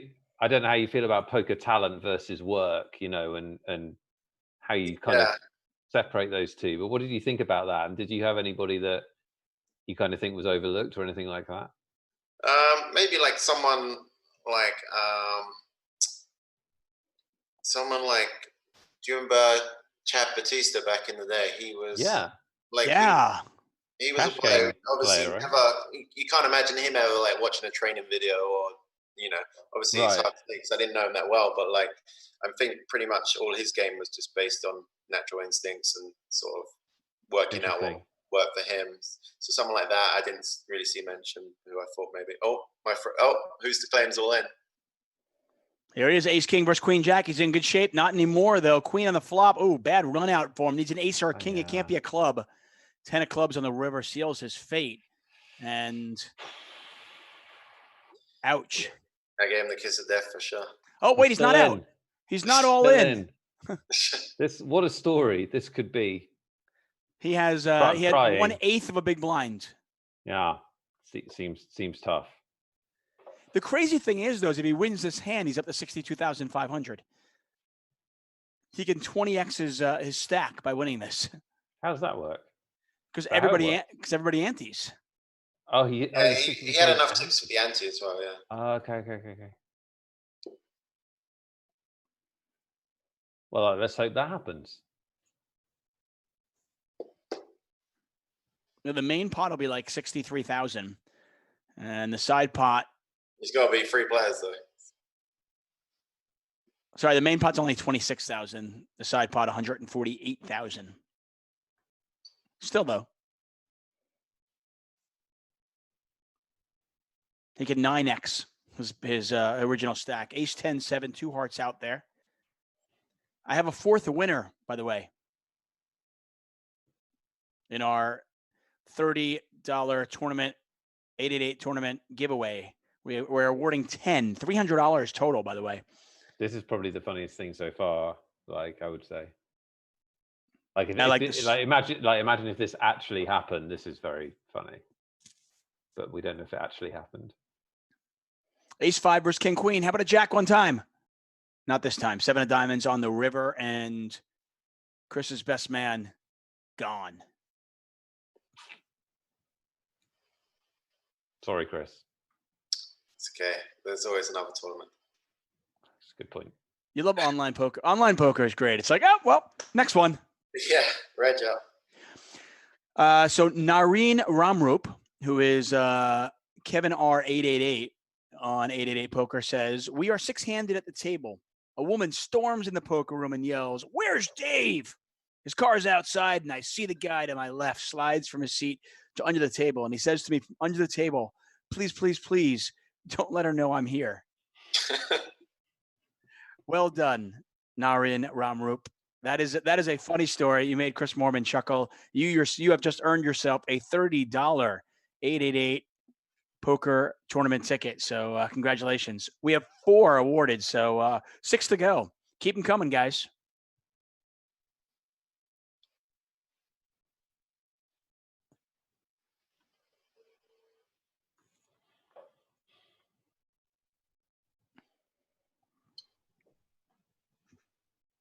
Nick and I will be here for about 5 hours. I don't know how long Chris will stick with us, but I'm on the beard tracker. I want to see how much your beard grows during the stream.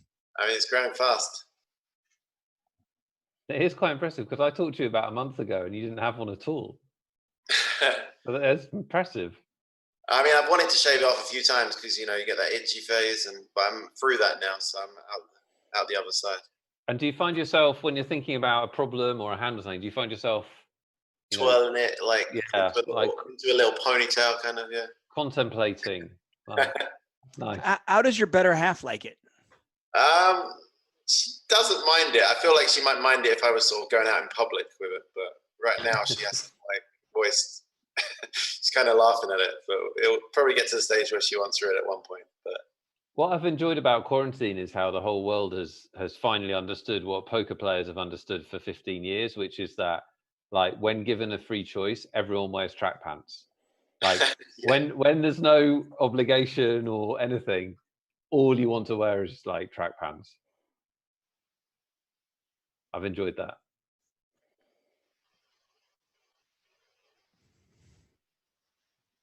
Got a mini cooler. Ace Queen, Ace King. Yeah, at this point, especially this deep at the blinds at 12,500, 25,000, I think that certainly qualifies. Another elimination, Garas now at 1.6 million.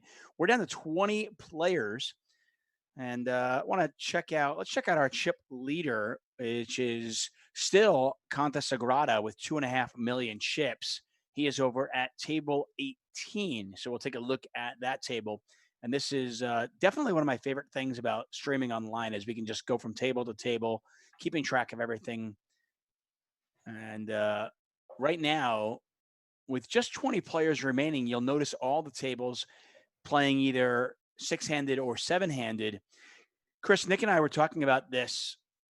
This is the part of the tournament where I kind of really enjoy it, because it forces the players to play at, shorter, a little bit different poker, and make adjustments. Yeah, and then also ICM starts coming into play as well. So it's, the big stacks can bully the medium stacks, stuff like that. So it's definitely a lot of different dynamics going on. I mean, at this table, Conta's looks like he's got as many chips as everyone else put together, it looks like. So, he's in a great situation. Yeah, and his situation certainly at 2.5 million. By the way, he's no longer the chip leader. Paul Marine, I was watching the other table as well. Paul Marine had Ace King versus Jacks all in for a 1.1 million chips pot. Paul Marine from Canada now up to 2.6 million chips. Wow, they're both chilling on 100 big blinds. Pretty nice. Good feeling when there's 20 left in the tournament having 100 big blinds.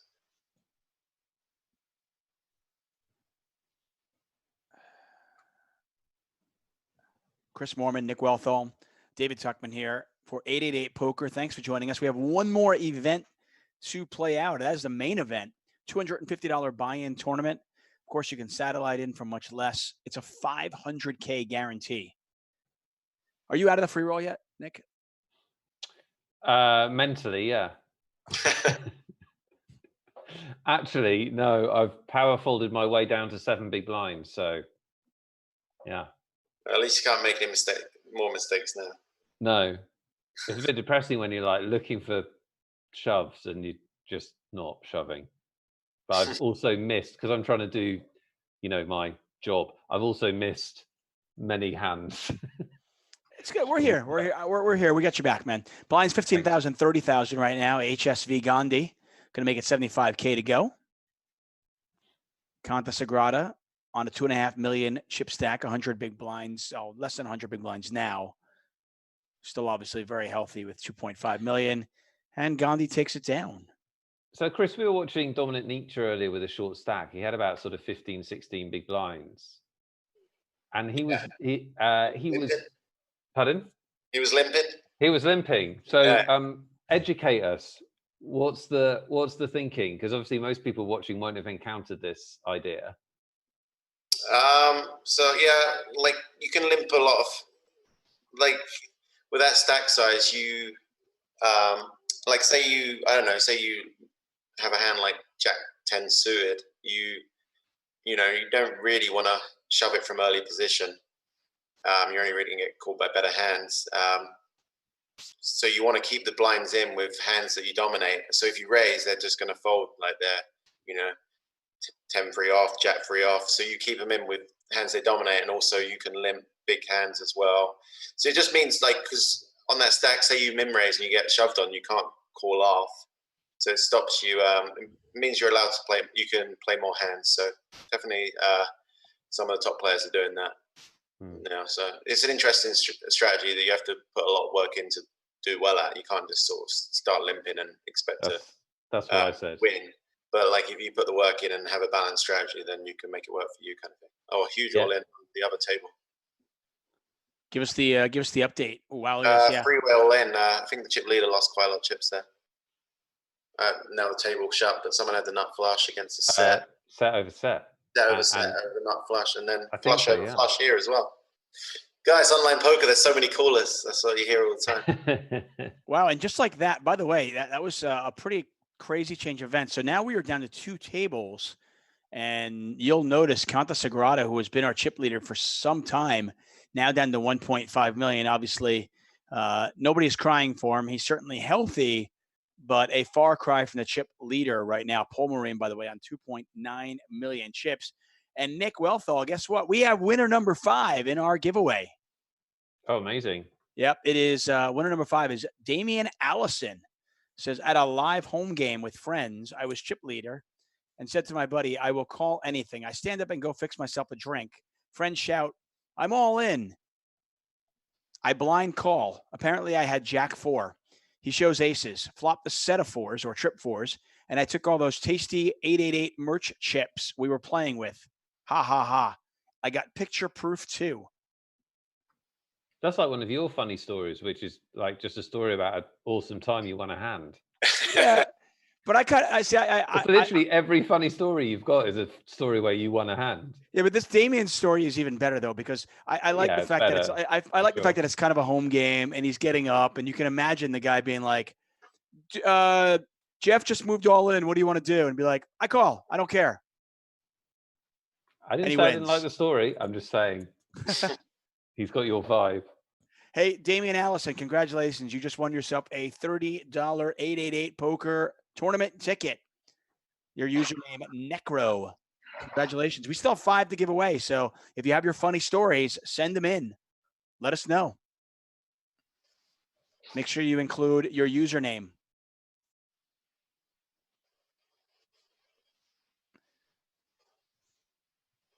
Chris, what have you missed most during this this quarantine period of your life?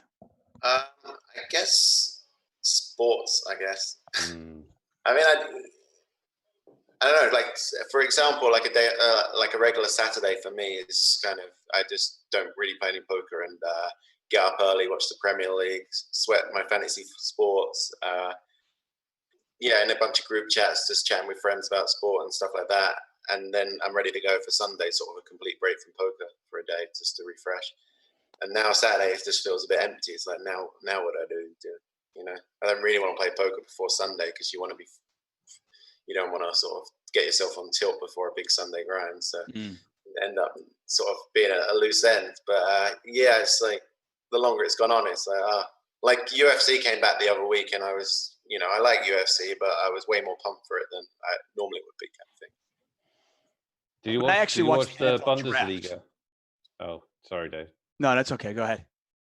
Did you watch the Bundesliga? No, I didn't actually. But like I saw Feraldo, he got real into the spirit with his mates. They all dressed up in like costume and were just drinking all day, watching it and betting on it. Yeah, nice. I think everyone's like missed betting on stuff. That's like the main thing. Of course. Yeah. It's been terrible, to be honest. But I did see they were like had all the substitutes in the stadium sort of like all apart and obviously no crowd. It's like very weird with sports with no crowd, like the UFC being able to hear sort of every shot. It's kind of pretty brutal.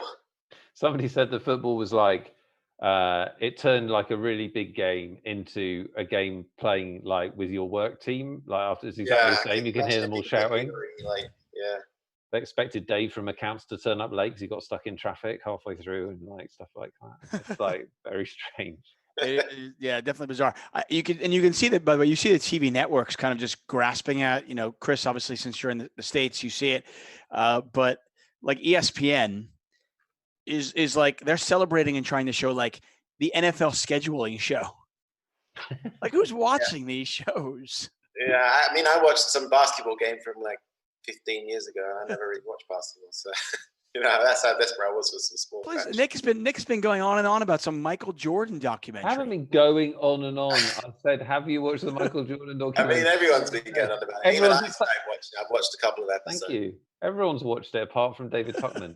It's like that's the new thing after the Tiger King thing. The Tiger King thing happened. Now it's onto The Last Dance. Exactly. I started watching a show a couple of days ago. This is an official David Tuchman recommendation. So I follow Stephen King. Stephen King is one of my favorite authors. I follow him on Twitter, and once in a while he'll throw some great knowledge out there. So he mentioned the show that's being played on Amazon Prime. By the way, you see the eggs flying, the tomatoes flying. That is a feature on 888 Poker. Pretty cool. Got it all in here. Jack 10 of hearts versus Queen Deuce. Oh, Cooler City, and we're down to 15 players. HSV Gandhi up to 2.5 million now. So HSV Gandhi, when we joined the stream, he was like below average chips, like way below average chips, below average. He's won. When we've been watching him, he's just won, running like so pure. Yeah, he is. Every single time we commentate on him, he wins. Yeah. Maybe he should be an 888 Poker ambassador. Maybe he should. But then as soon as you make him an ambassador, he'll get the kiss of death and start losing. It happened to me. So Stephen King came out and said that a show called Bosch on Amazon Prime is really, really good. So it's like, okay, if it's good enough for Stephen King, I'll check it out. I didn't see that. My wife and I are hooked. Oh, we're hooked. And by the way, the best thing about it is there's 6 seasons in. So if you like it, you've got tons of binging material. We're about halfway through season 1. Really quality show. Yeah, and all we have is time right now as well. So I'm just throwing it out there. I'm looking it up. It's a good show. I wasn't expecting much, but Stephen King said he liked it. I go, okay, I'll check it out. We're into it. Chris Moorman, Nick Wealthall, we're here for the XL Inferno. This is the high roller. 888 Poker jumping in the fray here, showing our online poker streams. Hopefully we have more and more. Ace-5 versus King-Jack. And the Ace-5 holds. Gandhi with another win.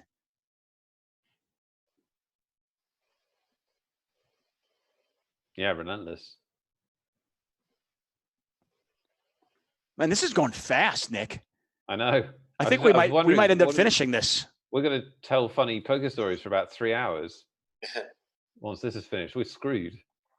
I've only got 2. Phil Walmsley, by the way, this is not a poker story, but it's a poker joke. Chris, you want to hear a poker joke? Oh, I love poker jokes. This is from Phil Walmsley, and he says, hold on, where'd he go? I'm on a poker diet. I eat fish and their chips. Oh, dear. Do you know what's bad about that is that David's actually enjoyed that, like non-ironically, haven't you? Yeah. So you love that. I did. It's like right in your humor zone. I feel like if you're British, you can't even enjoy that remotely. American, maybe. Yeah. Got a couple of big stacks at this table. In fact, the 2 biggest stacks, Paul Marine on nearly 3 million, HSV Gandhi on 2.5 million. And of course, 14 players, 2 tables of 7 right now. Average stack is 1.2 million. The remaining 14 players, all guaranteed 4 figures. $20,450 up top.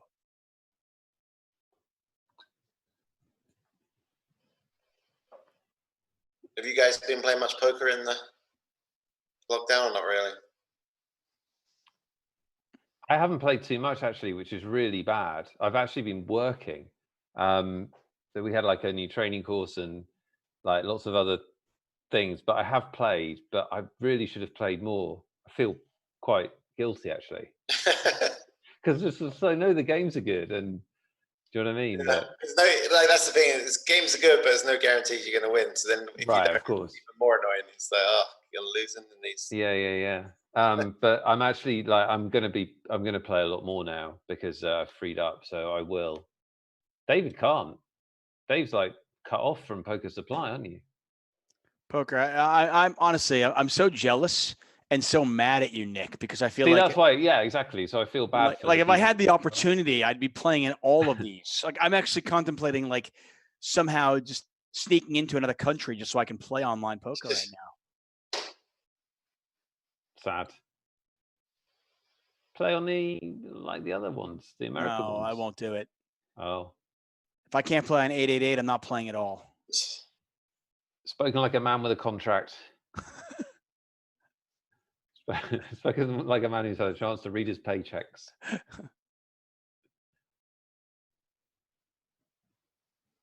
Jeanette Bull is anti-bad beat stories. I'm with you, Jeanette.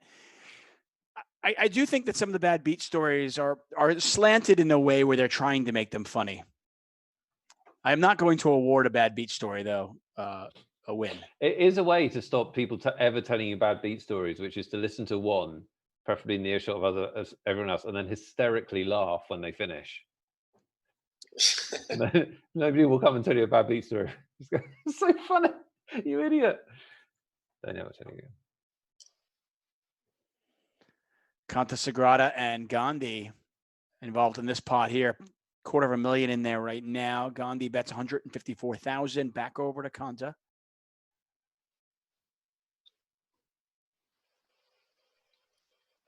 There's the call. Pot now over $500,000. Ace of Hearts on the river. If Gandhi has Queen Deuce again, it's like unfair. Yeah. There's a call. Not a deuce. Queen Deuce, but how about Jack Deuce? He's running so nice. Jesus. Up over $3 million now. Pretty cool. Contasagrada now down to 893,000 chips. Blinds are now 17.5, 35K.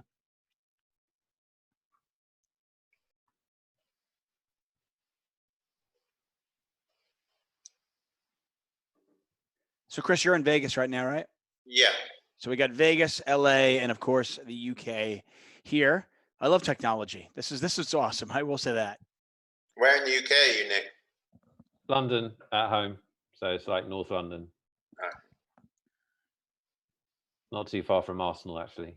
Quite far, but close enough that actually it's just like massive Spurs hotbed where I live, I'm afraid.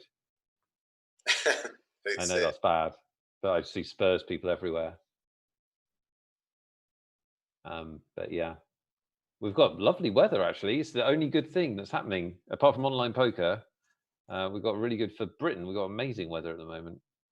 Yeah, although that makes everyone want to go out and about. I know, yeah, that's the problem.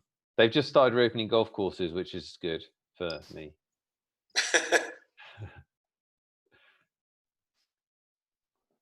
Nick, we have our 6th winner, by the way. Okay, cool. We need to, look, guys, we need to pace ourselves. We've only got 10 prizes. The poker's going to end in about 40 minutes. Which is why I've got to get through these, right? No, we've got like 2 hours of dead air to fill. I can't listen to your stories about when you won a hand with Ace Jack or whatever it is. I can't. I think we're going to, I think when the tournament ends, we're going to stop. Oh, okay. I don't think we're going to go on for our 5 hours if the tournament's over in 4 hours. Okay, fine. All right, fine. Then award the prizes. You're good. Got a pot developing here first, though. Contasagrada, who has been hemorrhaging chips as of late. He needs his pot. Alexos 888, though. There's an 8 on the turn. Who is Alexos 888? Because like this is the second time we've seen him go deep, and just that username, I feel like I should know who it is or something. Alexos checks. Check. They both have 9-10. Chop that one up. That was exciting. Sylvia Valli says, and this is because I love beer. Is it a funny thing to have to go up to a fire escape to the 3rd floor, go through a window with a 6-pack of beer, which was the buy-in, in order to play poker with a host I have never met? It was in the middle of a busy street in Montreal. It was funny enough when it happened. See, in my mind, I imagine somebody walking in, climbing through a fire escape, and then offering the 6-pack as a buy-in for a poker tournament. And I love it. I think it's hysterical. Sylvia, you have won. Well done. You are D Duke 01. You win yourself the 6th $30 888 poker tournament ticket. Congratulations, Sylvia. Thanks for joining us. Nick, do you want to award the next couple at some point? Yeah, I can do that. That means I've got to read them, right? Or you could just, or you can let me do it, and you can judge my picks. You're doing such a good job. Why fix it if it's not broken? Yeah, that's right, Chris. Exactly. Fair enough. Let's keep it efficient. So one of my funny poker stories, which happened a few years ago when I taught my family to play poker, like it's quite a long time ago. And so there were 5 of us, and we played poker. And so we learned the rules, and then I organized a little sit and go. And I ended up heads up with my mum. Now, my mum was, if you imagine, like a stereotypical, quite reserved, conservative with a small C English lady, like she was in her late 60s. But beneath that beats the heart of a competitive killer. And she picked up poker far too fast. She realized that, like, you had to be aggressive. So she got that. She didn't know what she was doing. She didn't like to fold because, literally, in her words, how do you know if you've won or not? Fair point. So anyway, we end up heads up with me and her. She just steamrollers me, like hits 2 pair from the gods and everything, beats me. And then as she's pulling in the winning pot, looks me straight in the eye with no hint of like any kind of mercy, looks me straight in the eye and goes, "Let me know if you want help with your next column, Nick." So awesome. That is fantastic. I honestly, it's one of the most crushed I've been playing poker by my mum. Yeah. Sad. Actually, that reminds me, talking of mums, like back in the day, when I was mainly playing online and only would play a few live tournaments when I satellited in, so I didn't really play the whole live circuit. And online I was doing really well, but live I just couldn't get anything going. I'd have big stacks going into day 2 and then just lose every hand and, bubble or min cash, and never had a big score, and was definitely down. Like all the money I was winning online, I was giving back to the live community kind of thing. And then one day my mum told me she'd been watching some poker on TV. I think she watched Late Night Poker or something like that. And she goes, "They all wear sunglasses on there. Like, do you wear sunglasses when you play?" And I said, "Oh, no, I don't like to do that. I feel a bit stupid at the table indoors wearing sunglasses." And she was just like, "Maybe that's why you're losing all the time. I'll buy you a pair of sunglasses, or you should just give up and just stick to the online." I was like, "Cheers, Mum." That's some serious backseating. Yeah, that is fantastic. So I did actually try. I tried sunglasses one hand. Actually, I lasted. It was like the big 25K Bellagio WPT championships they used to have, and I was on day 2, and I was feeling good. I had a good day 1, and I didn't know anyone on my day 2 table, so I was like, okay, fuck it, I'm gonna do it, even though I feel like I look really stupid. And I had like the most standard raise ever, like ace 9 suited in early position, raised, and it's just one of those ones where everyone tanks a bit before they fold, and I won the pot. But the whole time I felt so nervous, and I hadn't even seen the flop yet, and it wasn't even a big pot, and I just felt so stupid, so I just took the sunglasses off, and they never returned. And luckily I did actually do good in live poker after that. But yeah, I was just thinking of quitting at one point because I was like, I don't want to wear sunglasses and I can't win without them. So. And clearly it's the key to winning live. Yeah. Really. Good to know that going forward you have figured out a way to win without sunglasses. Just keep playing, keep firing. You got to win one eventually, right? Chris, I have a question which occurs to me. Like we've got players that like to play live poker that can't play live poker anymore. So some of them will be trying online, or maybe they've tried online before, but now they're like trying a bit harder to make it work or whatever. Yeah. What kind of advice have you got for people that usually play live and now they're trying to play online? Like, how do you make that transition, or what do you see as the way as what people struggle with? One thing I would say would be to like maybe record a session they play, like, and also probably not play a super high stakes session. So if it's not good, and then take that footage and send it into like a coach, like someone that is like a really respected player, and basically see what they can identify as like mistakes they're making. Because I think live you can get away with making a lot of mistakes, having a lot of holes in your fundamentals of your game, because you get around it by having reads on the players and but deeper stack sizes as well. Whereas if you've got a leak when you have 25 big blinds in tournament poker online, then that's gonna essentially you're gonna get killed for it, kind of thing. So you need to fix those leaks pretty quickly, and it's not that easy to do like yourself. It's much easier when you have someone else pointing you in the right direction who sort of has years of experience of it and knows the strategies a lot better. Chris, can I get your email? Because I'm gonna just send you a video of my latest session. I'd like your feedback on that. As a live poker player struggling to make it online, I'll give you one of my fake email addresses that I never look at. Right? Basically, Nick just to completely describe me. We had great advice, great tip. Thank you, Chris. Yeah, we had a small all-in, by the way, during that story. It wasn't very big, but resilience, ace 8 versus jack 10. The ace 8 held, and resilience up to 653,000. Still somewhat short stacked, but we're down to 11, just 2 away from the final table, and also just about 95 seconds away from our next break. Chris, you going to join us after the break? Yeah, I feel I've got 1 more hour in me. I feel like we can get the tournament done in that time. It's been going quick. Like, you might be right. HSV Gandy's going to knock them all out. Yeah, for real. If any of you have any questions for Chris, you can think about them and ask them, and then we'll pick a couple of the best ones for after the break.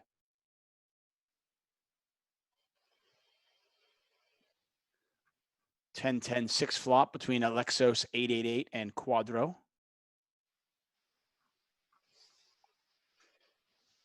So what nationalities have we got in the final lineup? Good question. Quite good mix. German, Canadian, a lot of Canadians, Finland, Sweden, 4 Canadians, yeah. UK, Indian.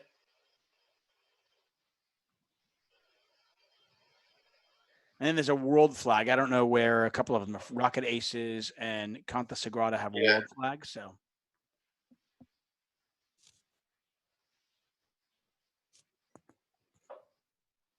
What's that flag? Emilio Tech. I'm normally good with flags, but I'm kind of blanking on that one.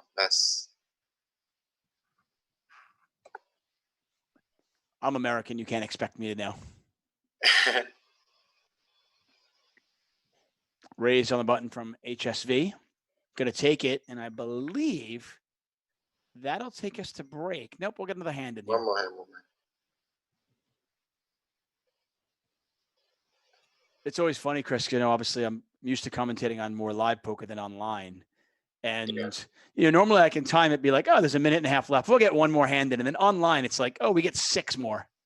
Yeah. It's a lot quicker pace, especially when you got multiple tables on the go as well. The funniest thing, one of my biggest struggles playing online poker right now, not now, but in the past as well.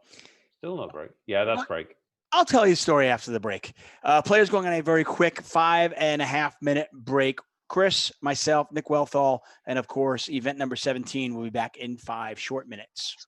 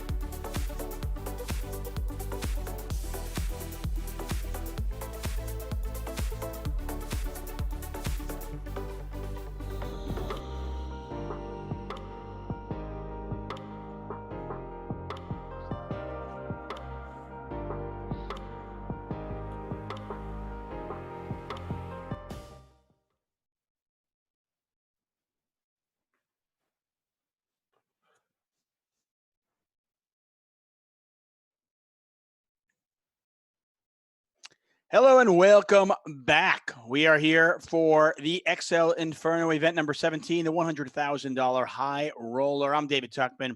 Joining us, of course, tournament extraordinaire, poker extraordinaire, Chris Moorman. He's an 888 poker ambassador. Obviously, his poker resume goes far beyond that. And then there's Nick Wealthall, who's not nearly as impressive, but we like him. What do you mean? How are you measuring it? Like physically? I think in almost every regard. Incorrect. So, well, loads of skills. For example, just proved I could make a piece of toast and eat the piece of toast and be back in my seat in 4 minutes. So, that's impressive. Thank you. By the way, shout out to you. Is it 2 a.m. for you right now or 1? No, it's only 1. Okay. It's only 1. This is you look you look spry right now. Yeah, well, I just had a piece of toast. I just told you. That's the secret. Fair enough. Keep your sugars up. Nick Wealthall, his toast. Chris Moorman, his beard. And myself. We are here. Back in a sports jersey. Isn't it? 11 players It's remain. better than me at DIY, to be fair. I'm better at DIY. Yeah, for sure. Even if you're bad at DIY, you're better than me. It's definitely not what I would have gone for. But hey, you know the old saying: if you all you need to do is be better than the guy you're playing against. So, well, there you go. Game selection. Right. Selection. Yeah. So 11 players remain. The remaining 11 players, by the way, all guaranteed $1,600. First place, $20,450. The free roll currently going on. We'll have another free roll for you on May 24th, I'm sure. The free rolls are always going on over at 888 Poker. And, of course, there are satellites as well. On May 24th, our next stream will be the main event. $500K guaranteed. Are you excited, David? I am. I'm super excited. Yeah. Big tournament. Are you still in the free roll or are you out? Good one. Yeah. That's my funniest poker story. Yeah. That time I asked Nick if he was still in the free roll an hour after it started. Yeah. In fairness, last time we had a deep run. That was exciting. But not today. Yeah, we won. Chris, I had 10% of him, and he won 32 cents. Sick. Clear profit, man. Ship the 3.2 cents to Tuchman. Gonna spin that up. Yeah. Hey, times are tough. Gandhi putting Alexos to the test here. Yeah, significant bet. There's, as you can see, 860K in the pot. Gandhi up to 3.2 million now. Gandhi is our chip leader, by the way, throughout with 3.2 million. Another exciting thing, of course, is we do have our giveaway, everybody out there. Our XL Inferno live stream giveaway. We're giving away 10 tickets today worth $30 a piece for the funniest poker story. All you've got to do is put that in the comment section of this live stream on Facebook, only Facebook. To enter and win, you must have an eligible 888 Poker account and include your username in the comment. We have awarded 6 of those tickets, which means we still have 4 left. I love that there are some people lobbying for their stories. Like literally people saying, I can't believe mine hasn't got a ticket. Like it was killer. At least make another account. Yeah, exactly. Keep pumping them in. In fairness, there were a couple of really good ones early on that I didn't get. So there might have been, I mean, if you wrote it in the last, say, 45 minutes, I saw it. If you wrote it in the first 20 or 25 minutes, I might have missed it and you might want to repeat it. Try a repost. It's free. Free digital real estate. So just 2 away from the final table. Did you see that? That was an interesting move. Gandhi just folded on the river without a bet. He did. Wow. That's when you're winning so many pots, you just get bored. You're like, I can't even be bothered to try and win this pot. He was trying to induce action with the remaining players. I was going to say though, with 3 player in a multi-way pot, it's one thing to fold heads up, but in a multi-way pot, That's kind of bad form. Yeah, it's definitely. If you did that live poker, for sure, people would call him the floor over. Right? I mean, you got to protect the third person. Words to live by. Let's flip his doom switch off now. His boom switch off. Seriously.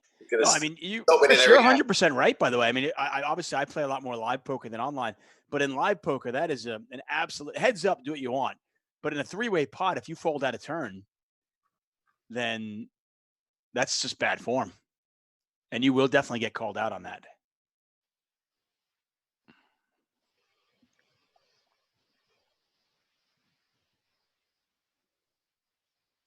I want to thank you all for joining us today. Jack James, Razvan, Nareen, Peter Martin, Jeanette Bull again in there, Joey Phelan, Daniel Dumi, Lana. Thanks so much, guys. Really appreciate it.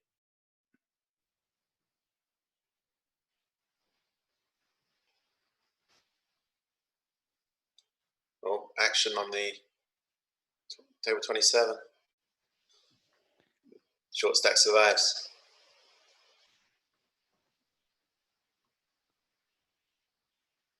I love it. Are you watching both tables, Chris? Yeah. I mean, at this point, you got multitask, surely. Like, I'm used to, if there's 11 left in the table, I'm pulling up the other table and sweating all the action. So yeah, I'm no doubt. Octane as well. The short stack that survived is Morail, who won event number 1 of the XL Inferno. So still in there pitching for a second title. Okay. Is there a leaderboard? Oh, Conter's all in. You'd imagine he's got a pretty good hand here. Snap called all in. Jacks versus 8s, and there's an 8. Oh no, Conta Sagrada, who was our chip leader for much of the last couple of hours, is now out. We're down to 10 players. Tournament plays now hand for hand. Yeah, by the way, if you're wondering what we're looking at, there are 2 tables going on. So we're kind of going back and forth a little bit. If you're watching live, you can obviously just pull up both tables like we have by going to There's the no lobby. real short stack at this point, so if you're watching on the archive, it's definitely a situation where the big stacks can take advantage. Because everyone wants to make the final table and ladder up a spot. Yeah, Morail, really the story here, though. Now, I mean, wins event number 1, and now looking to make his second final table of this XL Inferno series.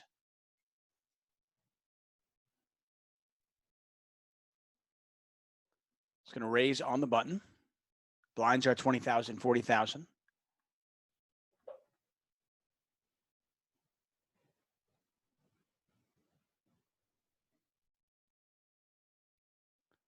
King high flop, 2 diamonds out there.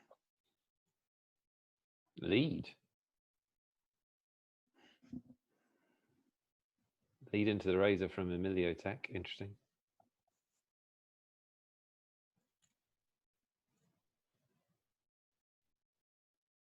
I'm not sure if Chris is frozen or just really quiet right now. I assume from his lack of comment there that he is frozen. And he's back. Just like that. So Nick Wealthall, David Tuchman here. Chris will be back in a moment or two as we watch the XL Inferno play out in front of us. There, you're back. We missed you. Yeah, just like that. Gone and back.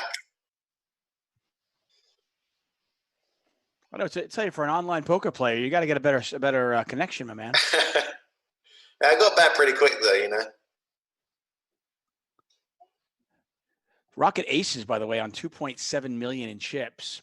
Currently second. Gandhi is number 1. Paul Marine is third in chips.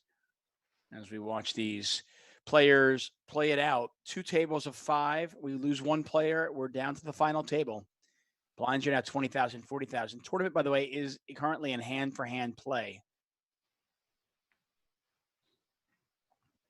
Shay Brown saying, who gave the 10 funny poker stories? Well, only 6 have been awarded so far. We still have 4 more to give out. So I'm looking for 4 more hysterical, awesome poker stories.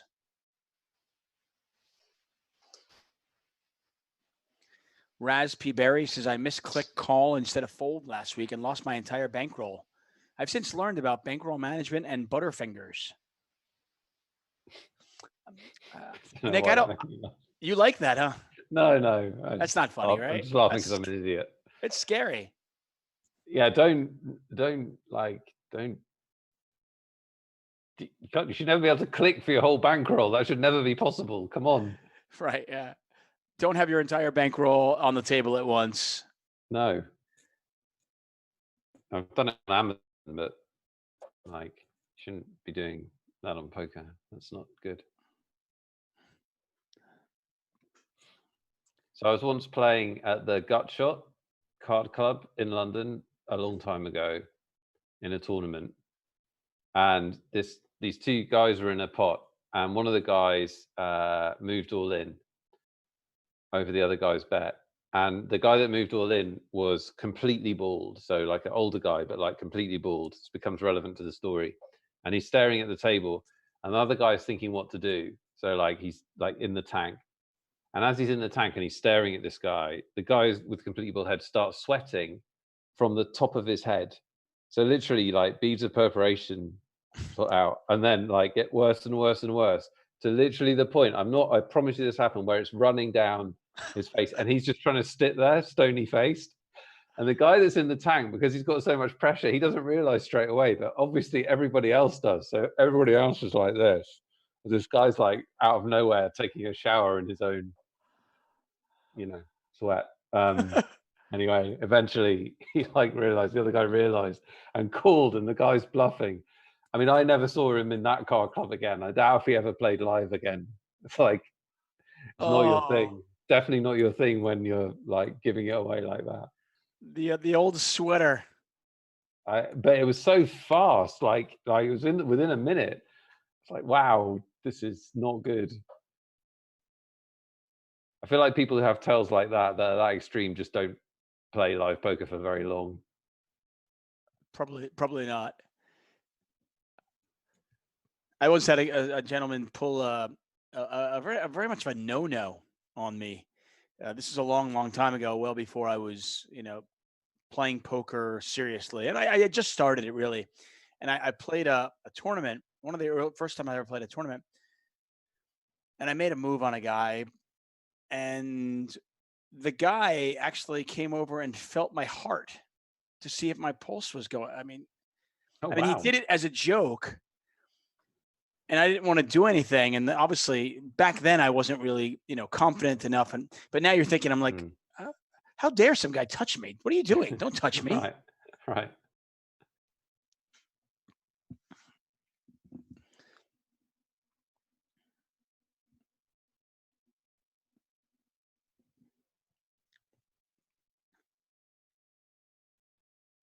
I can't tell if we lost Chris again or he's just being very quiet.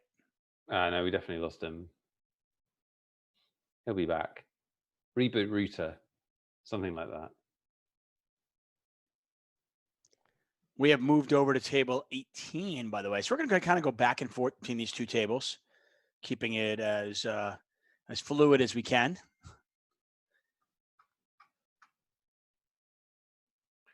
Yeah, and this is interesting that like they've been playing five-handed on both tables for a while, and you definitely want to have the ability to play short-handed in your armory if you're going to do well in tournaments. You'll have situations like this.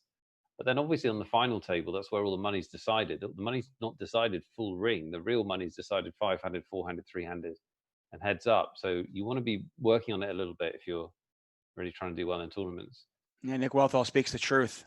If you're one of those guys who kind of, if you just like, you knit it up and you kind of, you make the money a lot, but you never have a lot of chips when you get into the money, and you're really comfortable playing 8 or 9-handed. But once it gets 6 or 5-handed, if that's a problem for you, it's something you definitely want to work on, because to Nick's point, look where the money is. You've got to. Wow, quads on table 18. Quads for Gandhi. What a run of cards.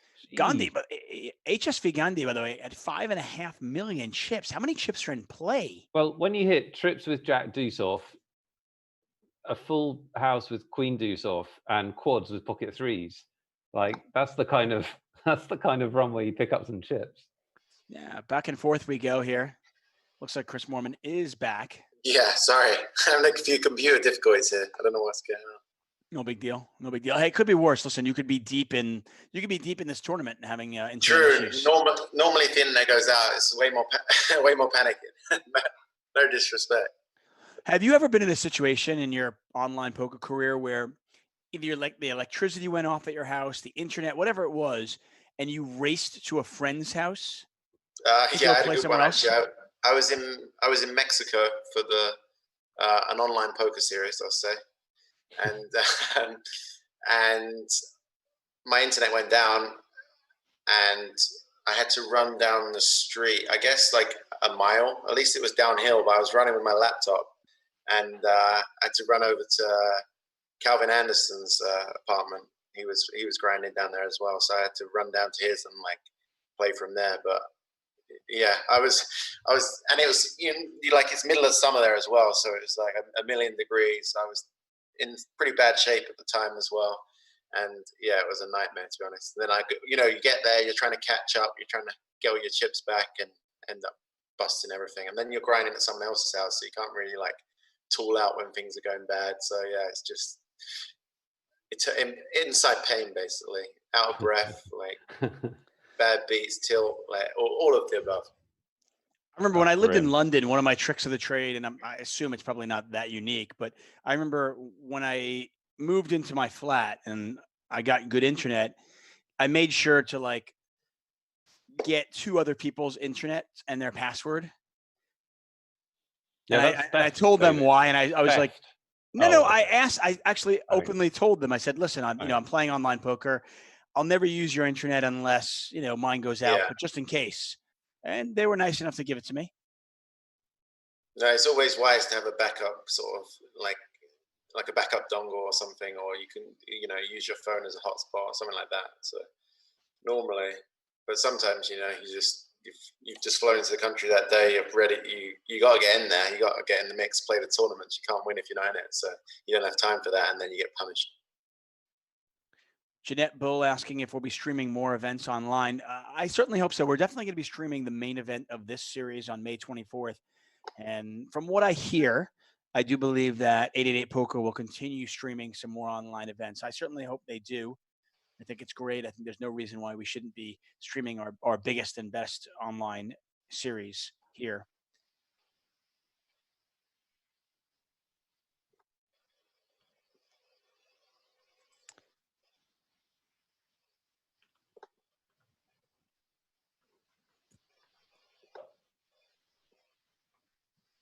Interesting time in the tournament, one away from the final table. And as Chris said, we didn't have any real short stacks. We've got a bit shorter now because we haven't lost any players for a while.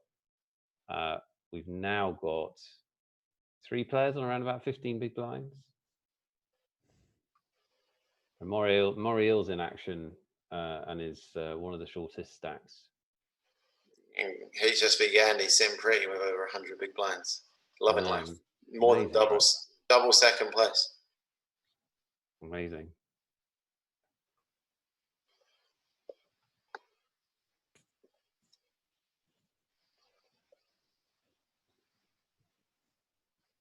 Moriel firing away.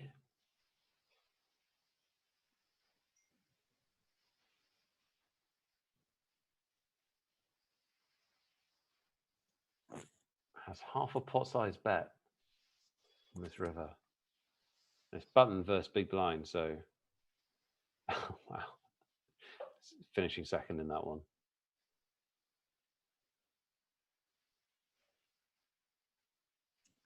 We continue 10-handed here.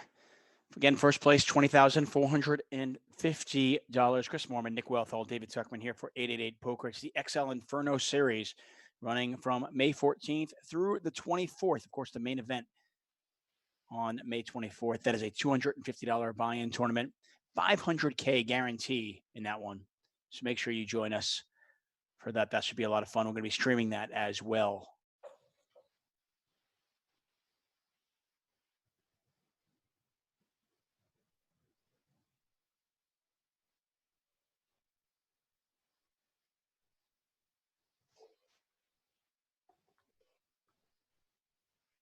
Yeah, this bubble is actually longer than the money bubble was. Yeah, I imagine once this bubble bursts, the final table, there'll be quite a few quick eliminations. I mean, it's not a particularly big bubble. I mean, it's a $300 bubble from 10th to 9th.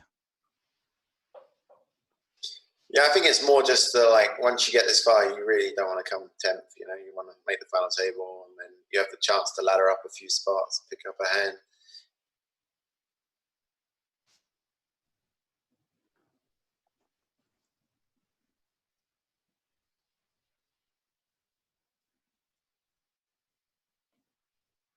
That's a flush. All over this. You are all over this for sure. Paul Marine, by the way. Paul Marine was chip leader for some time here. Had about 3 million chips at one point. Finds him or herself with just 725,000. It is all Gandhi with 5.4 million. Of course, at the other table, we're looking at here, Pops and Poker with 150,000. Call from Emilio Tech. And we'll see the flop of Ace King 4, 2 spades out there.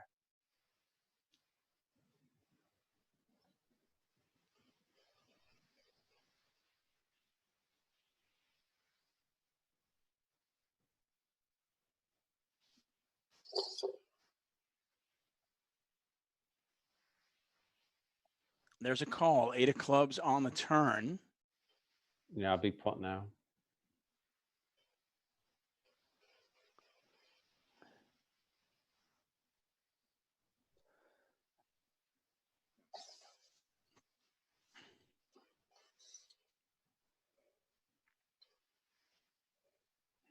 Pretty crazy considering that we would all be in Barcelona right now for the 888 live event.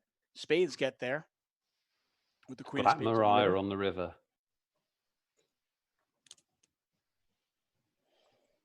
Yeah, I wonder if Emilio is setting up a river shove. No, just 400,000.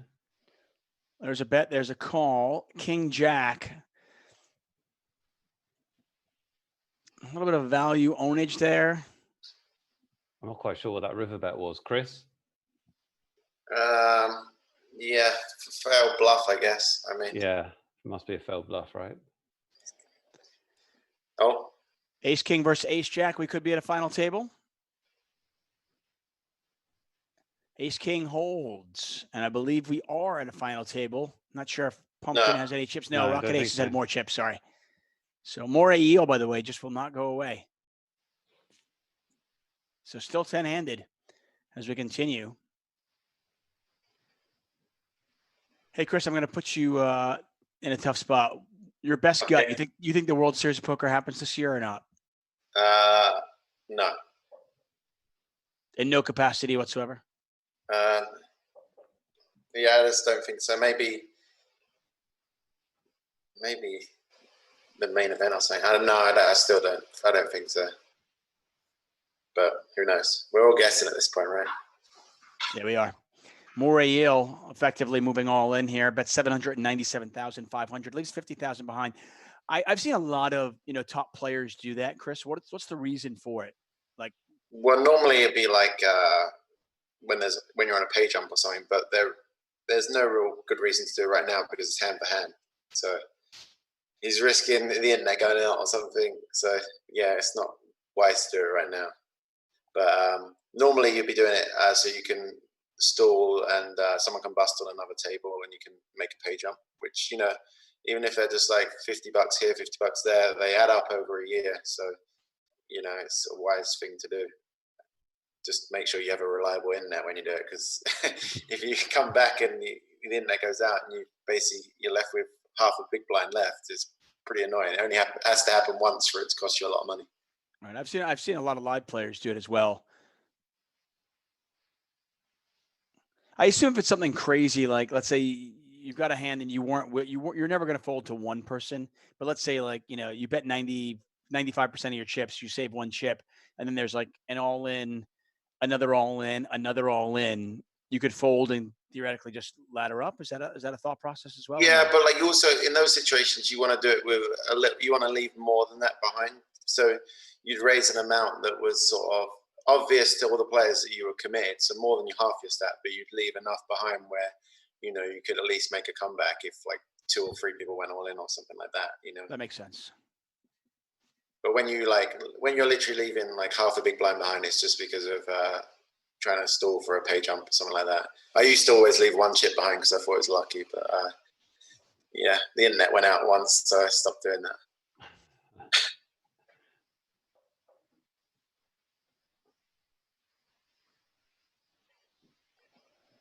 Still 10 remain. Blinds are up. It's funny this tournament, how it went super fast the whole time we were on air. And now 10-handed has like been a while.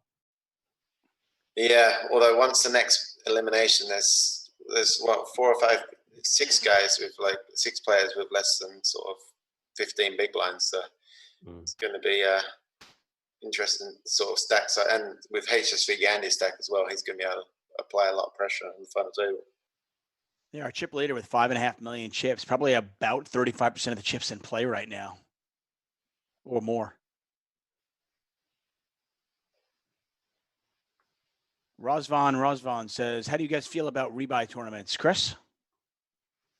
I don't really like the unlimited re-entry where you can just, can end up being in sort of so many bullets. But I don't mind when they have like one re-entry. So if you get unlucky early on, you can re-enter. But unlimited re-entry kind of gets a bit messy and tilting, and it's not really fair on sort of lower bankroll players, stuff like that. So in general, I think I like the old school freeze out, so there's not that many of them anymore.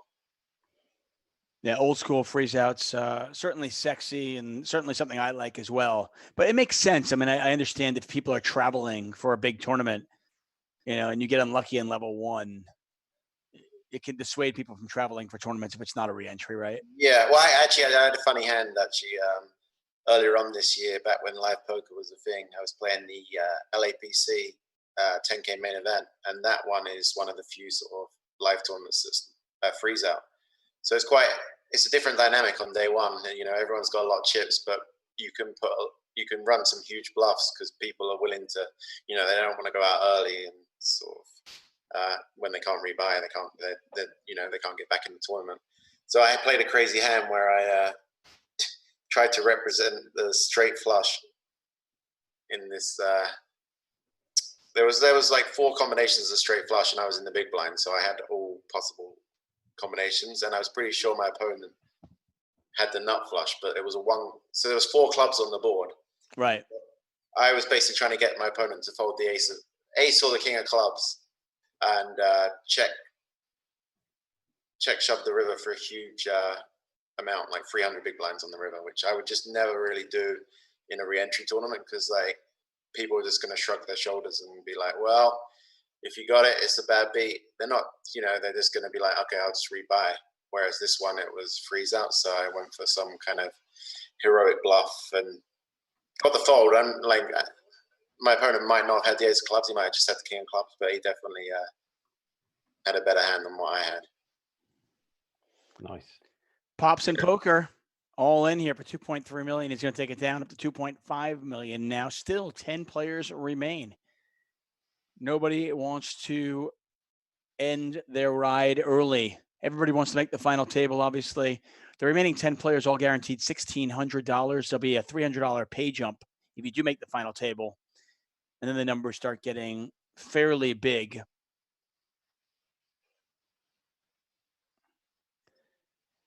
If we don't find any good stories, any good funny stories going forward right now, there were a couple from earlier on, so I'll have to kind of look through them after the show, and we'll find a couple of good ones. So you still could win. If we don't announce it on the show right here, that doesn't mean you did not win. We are definitely going to give away 10 tickets, 10 $30 tickets here.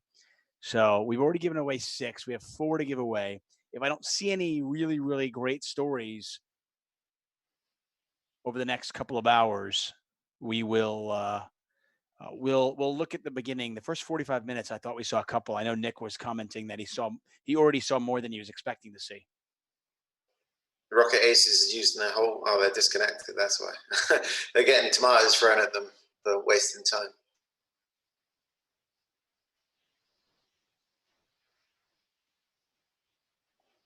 King, queen, queen. Speaking of sports, by the way, Chris, what a weird thing. Because I mean, Las Vegas, being in Las Vegas is, you guys got an NFL team this year.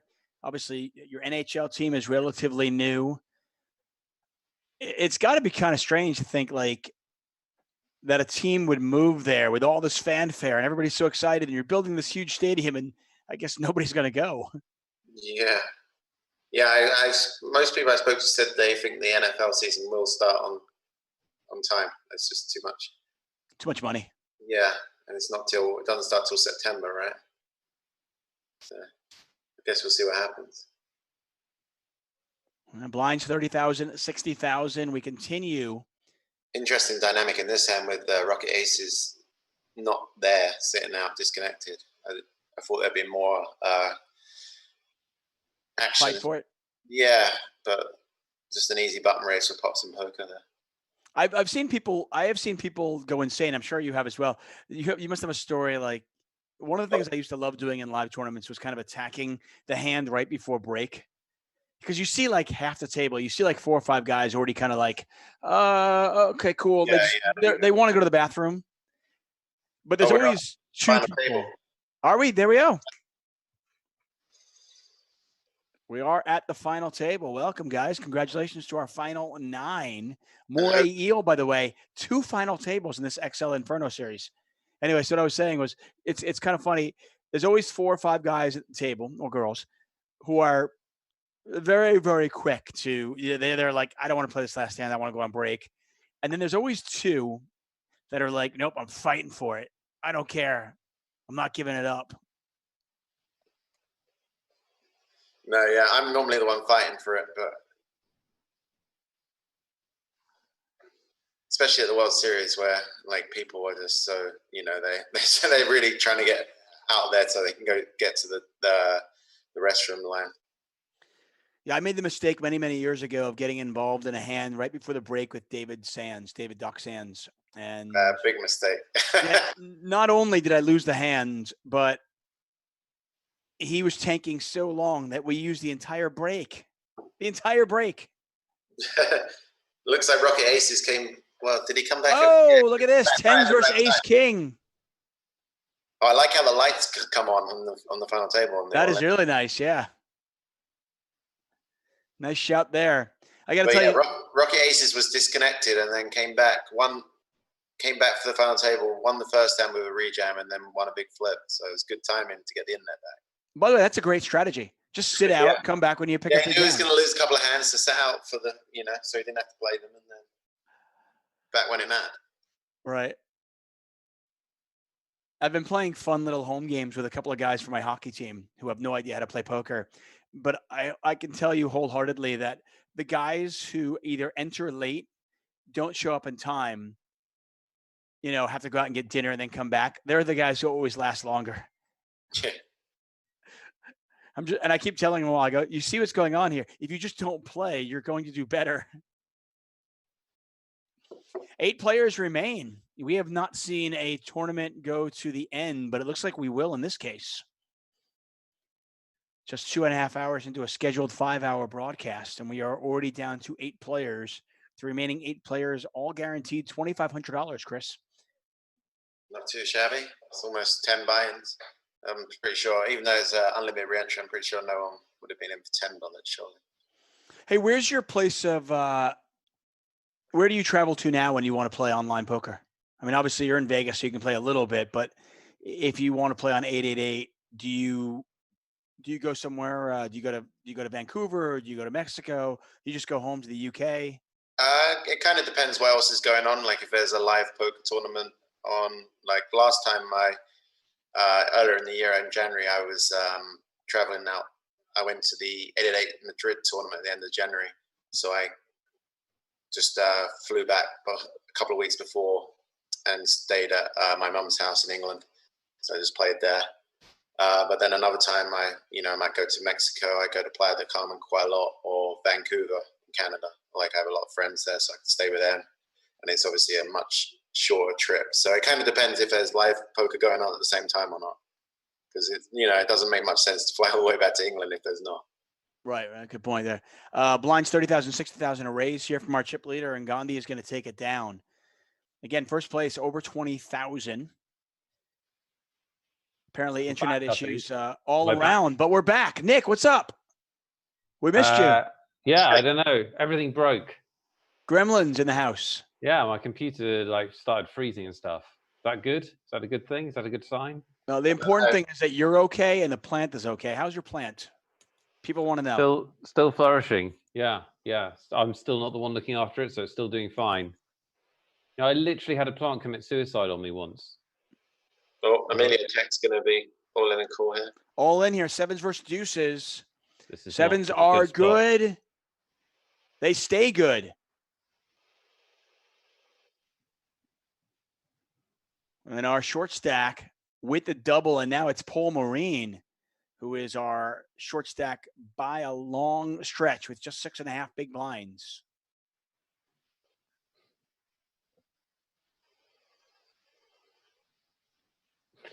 Wow. Hasvan says, Nick, you're sleepy. I'm actually not sleepy. My computer is my computer's tired. All right, Nick is actually, considering it's 1:37 in the morning where he is. I'm fine. Great. I had a nap, man. Not just when the thing froze, like about 5 o'clock today. I had a quality nap. What is that? Well, you have a little sleeps. Oh. Yeah. You don't do it. You're like one of these weirdos that sleeps 2 hours a night and then jumps out and goes, yeah, give me more life. Well, I wouldn't mind a nap. It's difficult with a 2-year-old climbing on you. I can't do naps. I'm just a no sleep guy for sure. We have our 7th winner, by the way. So once again, for those of you who are just joining us, we have a great giveaway today. Not only do we have our normal free rolls, which are awesome, A7 versus 6s, looking really bad for the 6s. Very bleak for Paul Marine. We're down to 7 players. Paul Marine, congratulations. Condolences. You are out in 8th place. You just earned yourself $2,500. We're down to 7. Moray Eel, by the way, won event number 1. Can he back it up with another win today? He is still in with 7 left.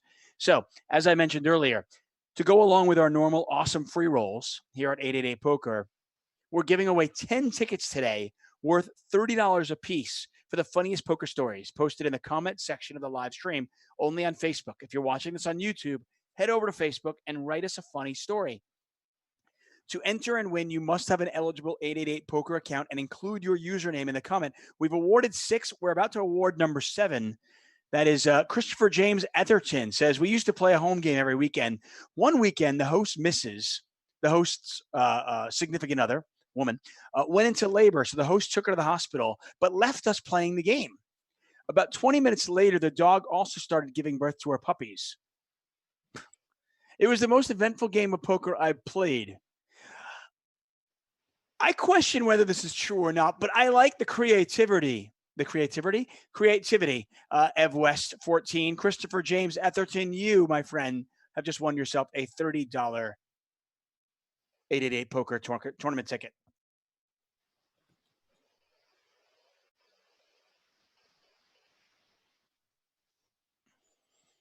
Chris, you think it was real? I'm not sure. I was kind of distracted by this weird hand going on, actually. Yeah, that's a weird little raise on the turn, I was going to say.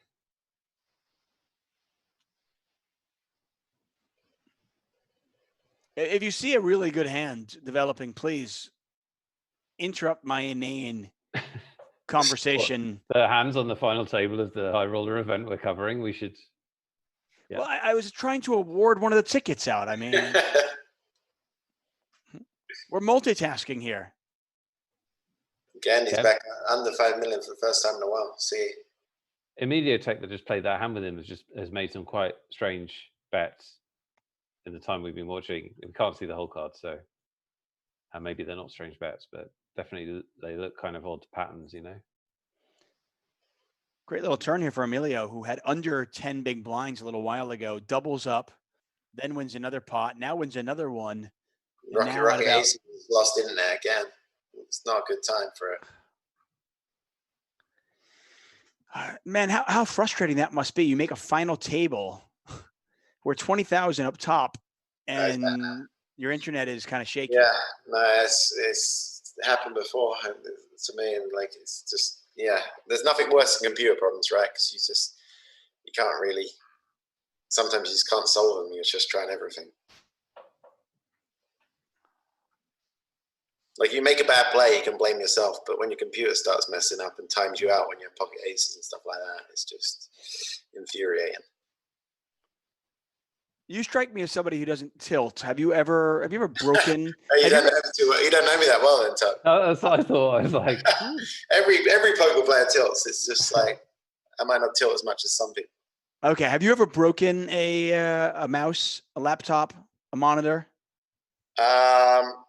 Not directly from. I've broken it through like just being clumsy, but not through like rage. Okay. I've broken I busted up my hand for sure, like smashing the desk with my fist or something. But I haven't actually smashed the screen or something like that. I threw a mouse across my flat and broke it once. And I'm not bad at all, but I was obviously steaming. Was this a mouse, a computer mouse, or an actual real living mouse? It's a living mouse, David. I'm confessing creature murder on a public forum. That always goes well. Animal cruelty always goes well. No, it was a computer mouse. But the really good thing was it stopped me playing. That was a really good thing because I was. Yes, probably saved you money actually. It 100% saved me money. I was playing cash games and it was a good thing. I saw my roommate throw his laptop across the flat and it was all right. It was fine. What's the maker of that laptop? I want to buy that. Yeah, right. I don't remember, but I thought, well, you just lost a lot more money, haven't you? Well done. I did that. I broke a laptop once when I was living in London, and I felt like such an idiot because I was like, cool. Not only did I lose the pot, but now I have to go out and spend $1,200 on another laptop. What an idiot I am.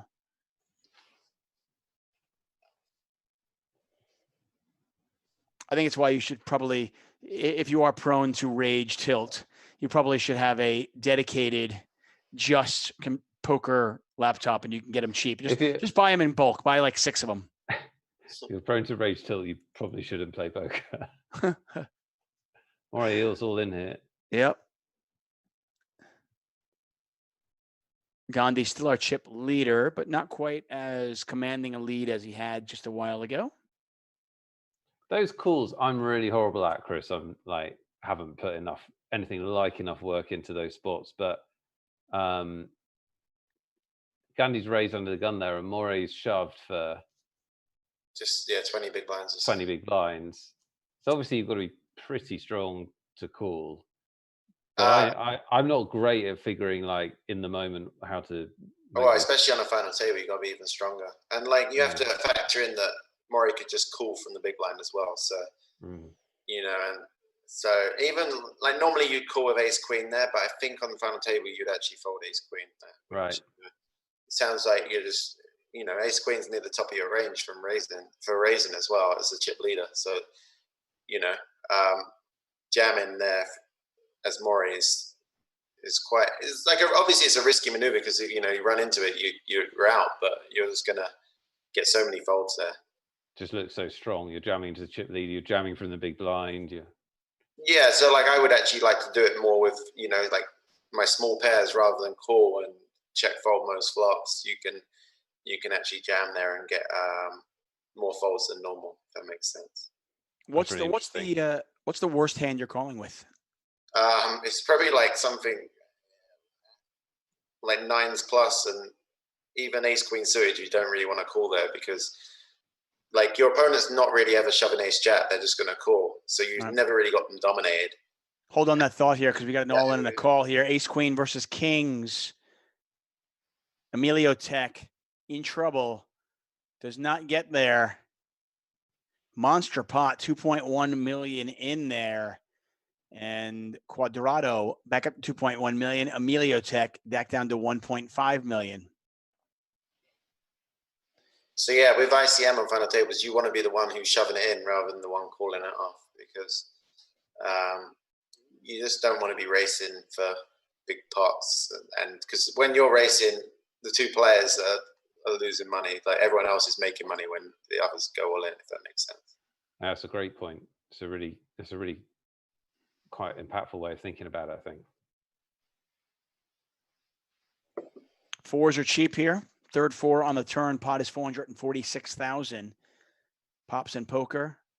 HSV involved in this one. Diamonds get there as well now. See if we go to showdown or Gandhi wants to bet at it. It does go to showdown. Ace Jack, Ace 10, good. Wow, what a gift there for Gandhi, who's now back up to 5.5 million. By the way, David, I don't want to blow smoke, but how cool is it having Chris here and just like you can ask him stuff? It's awesome. I was watching a chess stream the other day where Magnus Carlsen was commentating, and it's like, you know, every now and again you sort of go, what a time to be alive. Like, it doesn't matter what you're interested in, you can just get the best people in the world and get their insights. It's really cool.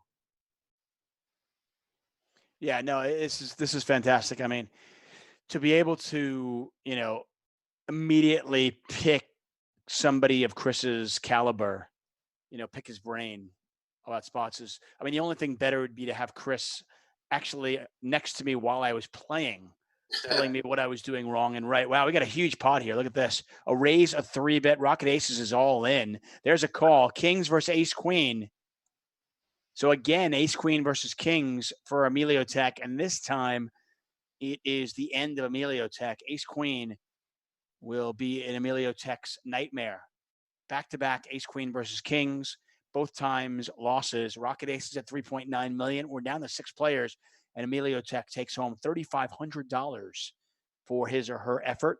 The remaining 6 players all guaranteed $4,500. As some old guy once said to me early in my poker career, that Ace Queen is a drawing hand. It's a drawing hand. Oh, yeah.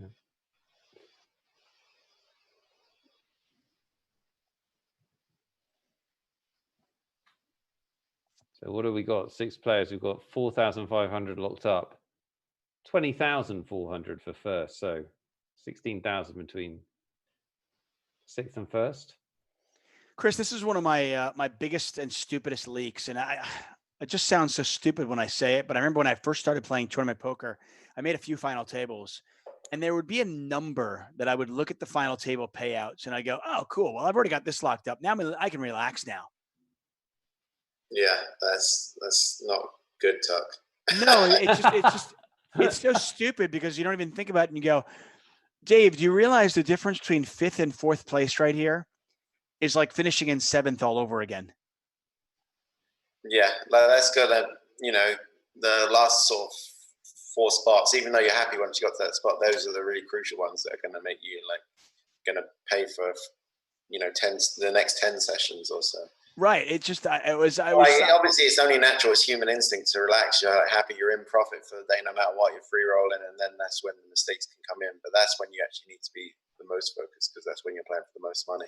But like, it's also the same, like, it's funny when you get to a final table and you almost, part of you wants it to sort of be over quickly, even though, you know, you're actually, that's the part you should be enjoying, and you should want to, you obviously just want it to be easy though, and win every hand and be over quickly, and that's actually the fun part, the exciting part. So it's kind of a weird, different dynamic, I guess, like what you want and what actually happens, kind of thing. Well, the pressure's increased, isn't it? I mean, that's the thing. Like, you know, your decisions are far more significant, like with what we're watching, than 3 hours ago. Right, and the weird thing was that early on in my career, when I would make final tables, my thought process was, oh, now I can relax. I've locked up $4,000. Awesome. You know, without really thinking, no, now it's actually, this is the time where I've really got to get serious and I've got to buckle down and make great decisions going forward. Not necessarily, obviously, I'm not playing scared poker, but still make better decisions. Something I learned, obviously, from covering all these final tables throughout the years. Well, the final table is also the sort of the time when you can take advantage of the other players the most, because people are going to be wanting the pay jumps. They're going to be playing maybe scared poker, some of them, and then other people might be going too gung-ho. So that's the time when you really want to lock it in and sort of identify all your the players you're playing against and what their strategy is, and basically how best to counteract that. Because, you know, like regular, say there's 50 left in a tournament, you're not really getting reads on everyone at your table. It's not that important. But when you're down to the last 6 players, you're going to be playing pots with them sort of, you know, every kind of few hands. So especially the more short-handed it gets. So that's when you really want to be watching every showdown and taking notes, even on timing. Like if someone sort of takes a while on the turn before making a bet and then they end up folding, you can sort of interpret different things from that. So yeah, that's when you really just want to close down your internet browser, put down your phone, and sort of be in your sort of poker world for an hour or two till it's over. Ooh, wow, big pot interesting here. hand here. Like this is number 1 and 2 in chips. It's a 3-bet pot. And Rocket Aces has to fold. Jeez. That is a matter of Gandhi just going, no, I'm the alpha dog, okay? 6.6 million for Gandhi now. Rocket Aces back down to 2.7 million. Blinds are 40,000, 80,000. Chris, to kind of continue on that conversation, what do you do to try to figure out when you're at a final table, if you can kind of figure out like, which players care about ICM, which players have no idea what it even means? I always find it funny because, you know, we always say as commentators, I'm like, well, the guy can't call because of ICM.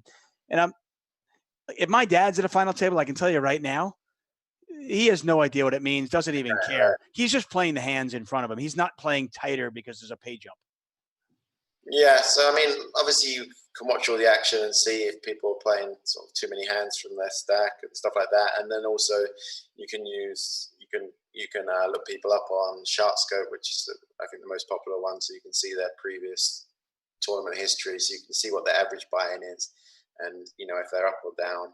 Obviously, if they have a much lower average buy-in than, say, for this tournament, it's a 320 buy-in. So if their average buy-in when I looked them up was sort of $50, I'd be like, okay, in general, they're going to be playing maybe a little bit tighter than they should be. They're going to, you know, they might be scared money. Obviously, you know, you get some people who are just wild cards and sort of are unpredictable and don't act like this, but that would be my assumption to begin with, and would try and sort of raise their blinds more often. And if they were fighting back, then maybe, you know, at first I might think they were getting a lot of cards, but then if it continued, then I would sort of think, okay, I'll have to change my strategy. Pops in Poker raises, takes it up to 2 million chips. Again, 6 players remain first place over 20,000. Chris Moorman, Nick Wealthall joining us for the XL Inferno event number 17. This is the high roller, 100K. We've got one more event to live stream. Obviously, plenty of other events going on over the next 5 days, but the main event, Nick and I will be here for that. That's a $250 buy-in. There are satellites running round the clock on 888 Poker, so you can get in for much cheaper. The guarantee for that is $500K.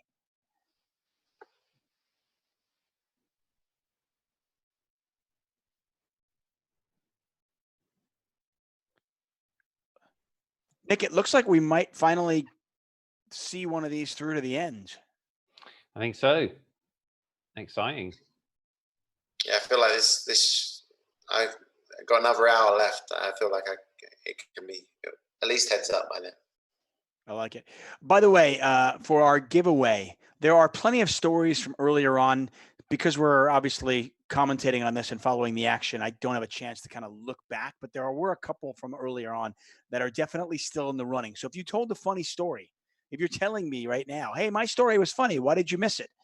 We're going to check them out afterwards, and we might, like I said, we might still award one or two after the fact.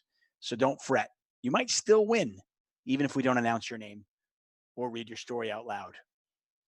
Keep in mind, there will be more giveaways during the main event live stream as well. So make sure you join us on May 24th, which I believe is Sunday. On break, David. We are on break. Nick, you are always on point. Yeah, he's just excited for his breaks. I'm very excited for my breaks, and it's not so much being on point, it's just there's no poker, so I feel like that's like a bare minimum of what I should be able to notice. Okay, Nick Wealthall is going to go make himself some toast. Chris Moorman's going to get himself a beer. I don't know what I will do, but you do whatever you want to for the next 5.5 minutes. More action from the XL Inferno, more action from 888 Poker in 5 short minutes.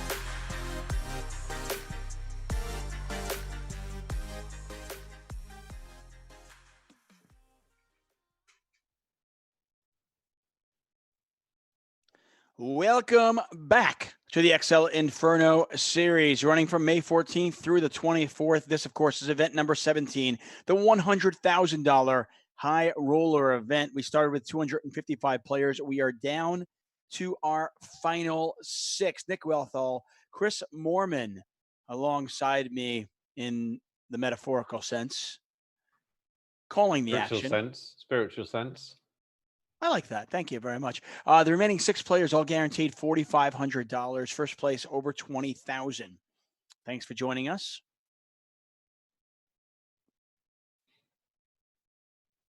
Nick, have you noticed the poker quality of play better today than it was in the smaller events? Yeah, a bit. I mean, a bit. But I mean, we've seen some slightly odd play as well at times. So there's still a little bit of a mix. I mean, that's poker tournaments, isn't it? There'll have been a lot of very good players in this field, but also some players that have won satellites, some players that are in their first big tournament. So yeah, it's probably a little bit high quality. What do you think? I have not noticed a significant difference. Yeah, not at all. Chris, for you, is there a threshold where is there a number when it comes to live or online tournaments? Is there a number where the caliber of play becomes significantly better? I think once you start hitting 500 buying online, it definitely changes a lot from 215, even 320. It starts to go up a bit. And then live, I think maybe up to 1K, like over 1K, it starts getting a lot tougher kind of thing. So I think it's like a higher buy-in for a live tournament. But obviously, you can only, when you're playing live, it takes a lot longer, and you can only really play one at once. So I guess that's, there's more people available. I think live people are willing to put more in than online who are not so good. Right. One of the reasons I've always said that the 888 live events are so good, not only are the stops great and the locale is always great, whether it's Barcelona, Madrid, London, wherever we might go, but the tournaments just present such a great value because while they're certainly big enough to have a big score and make a lot of money, they're not so big that they attract some of the top players in the world. You still get a lot of their local recreational players, a lot of local businessmen to play at that price point. Yeah, definitely. And the price point's normally 888 euros or 1,000 euros. So and I think the last one in Madrid, what was that one for the win? It was like nearly 100,000, wasn't it? Yeah, it was amazing. Yeah, it was big. Yeah. Couldn't fit everyone in the casino, I remember, actually. Pretty much it was that packed. Yeah, it was crazy. Yeah, well over 1,000 runners from Madrid. That was an absolute fantastic success. So certainly expect us to go back there once live poker is back. You didn't really like Madrid, though, did you, David? No, it wasn't one of my favorite places at all. No, yeah, Madrid is amazing. I love that place. You really loved it. I sort of half expect you to move there. By the way, the wife and I discussed it. Oh, really? We did. We'd actually discussed it. I was like, yeah, no, we're not moving. But it was honestly we were there a couple of days before the tournament began. So we got to kind of check out the city a little bit. And genuinely one of my favorite destinations for poker. I'm a food guy. So if you can wine and dine me and give me good food, I'm all about it.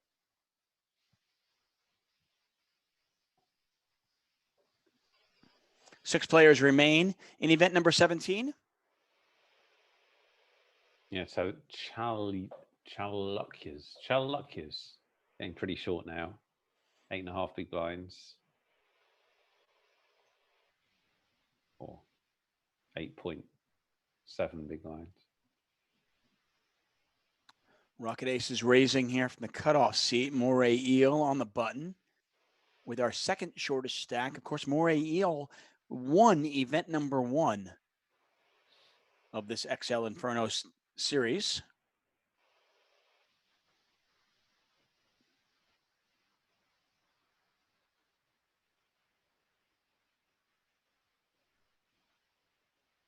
Two chip leaders in the pot here. Could be interesting, depending which way it goes. Now, Gandhi calling from the small blind, obviously a distinctly different range than had he just called from the big blind, right?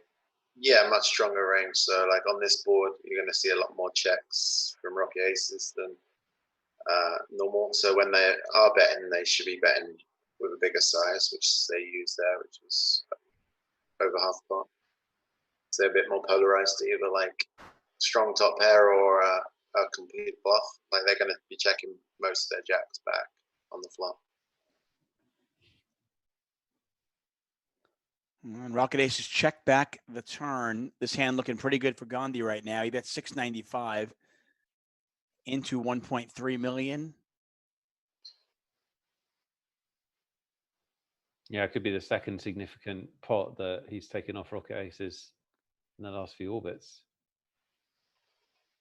Last one was a 3-bet pot. This is a single raise pot. Wow. Oh, wait a second. There's a quick call though. Quick call. Geez. That's a bold move on the river. It's a bold play, Cotton. Let's see if it works out for him. Chris, let's talk us through that hand. That was a really interesting one. So Rocket Aces raises in the cutoff with ace-6. Gandhi defends the small blind with king-queen. Standard pre-flop? Ace-6 might actually want to fold with the ICM because Gandhi can put under a lot of pressure, and you got a good blocker, sure, but like it's not obviously, if you get called, it's not a great hand at all. So it's like a weird one because with the chip stacks, ace-6 might want to fold, but say the chip stacks are reversed, then ace-6 is like a slam dunk open. So it's like an in-between hand. So you can go either way on it. King Jack 6. We got an all in here from Rocket Aces, by the way. King Jack 6. It went check, bet, call.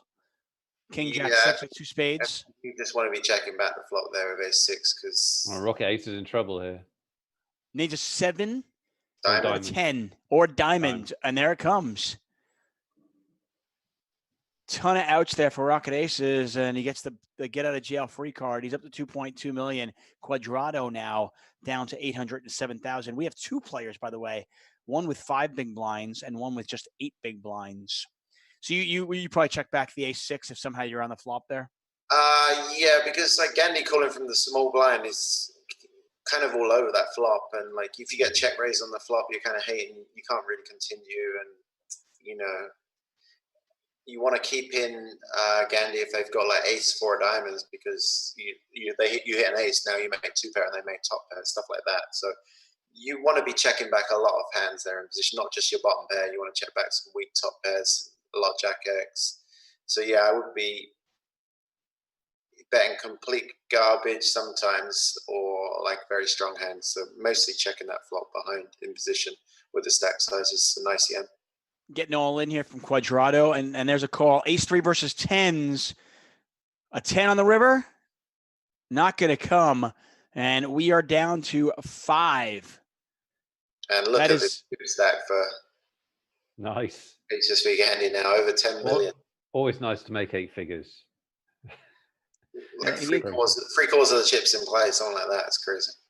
What a gift for Chalukas, by the way, who was our short stack and has now, at minimum, laddered up and made himself an extra $1,300. And who knows? There's the all-in. There's the call. 8 versus ace-6. There's the ace again. Straight draw. Oh. Going to get there. So a straight for Chalukas, up to 1.47 million. Gandhi at 9.8 million. It went check on the turn. I'm still talking about that hand because I thought the river play was kind of interesting. So it goes check on the turn when the king pairs. Then Gandhi bets. And then Rocket Aces decides to turn a pair of 6s into a bluff. I thought that was kind of odd. Is he trying to get a jack to fold? I guess so. But, like, if he was going for that, I think he had to, like, commit to a bit more, like, shovel in. Because he basically min-raised. So it's like, you gave him such a good price with to someone who's got so many chips, it doesn't really hurt them to call. Like, it's such a strong play that even a king facing an all-in raise down the river is not going to be loving it. Like, king queen probably ends up calling, but a worse king, might end up folding. But yeah, it was kind of in between. It was either neither here nor there, really, in my opinion. But it's such a fishy line that you don't think. I mean, it looks pretty strong, but it was just like the raise, I think, was too small. And obviously, Gandhi was like close to the top of the range with trips with a queen kicker as well. Right. And I wonder if maybe it works against the jack, but we'll never know, But like, I feel like you want to raise a bit more because you're representing a really strong hand there. So you want to, I wonder if it's a situation where, like, early in the tournament, Rocket Aces would just shove the river if they were going to play.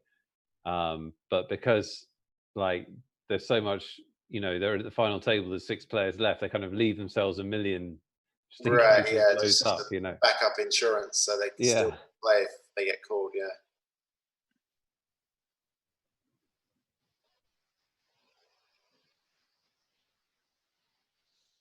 But it is a spot where Rocket Aces could be slow playing on the turn. Like, say, Rocket Aces are King Jack. It's definitely going to bet the flop with top 2 pair. Makes a full house on the turn. Going to check back, probably, smashing the board. Hope that Gandhi bluffs the river with a missed straight draw, missed flush draw, stuff like that. So there are some hands he's representing by raising there, but I think you want to be raising. If you're going to go for that play, you need to fully commit to it. But, Rocket Aces, if they'd done that, probably would have been out in this situation because King Queen, right? Like, ultimately, it's not going to fold. I don't think with that chip stack. I mean, the funny thing is when he checks back the turn and then raises the river, it's like he's got like King Jack, pocket jacks, or somehow pocket 4s, I guess. Yeah, pocket 6s, or whatever it was. Yeah, king, pocket kings. Like, yeah, obviously not representing too many hands, but also you don't expect to bluff there that often because you're up against a chip leader. There's a lot of shorter stacks, so it's a ballsy play. So, but I think if you go for it, you have to fully commit to a bit more.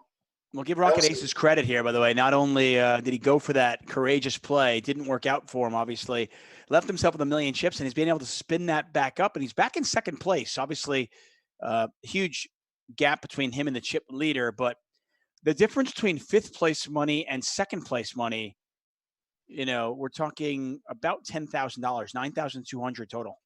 Yeah, this is a weird situation now because everyone's essentially trying to get second place, like everyone else. They're, obviously if they get to heads up, they're going to try and win. But like at this point, second place is the best they're kind of hoping for, and like the difference in money is huge. So they're all hoping the short stacks bust and the chip leader gets them.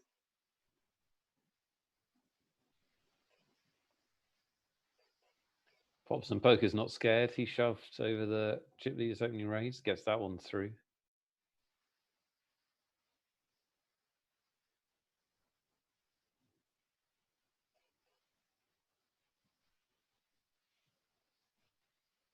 Seven big blinds for Chalukas now.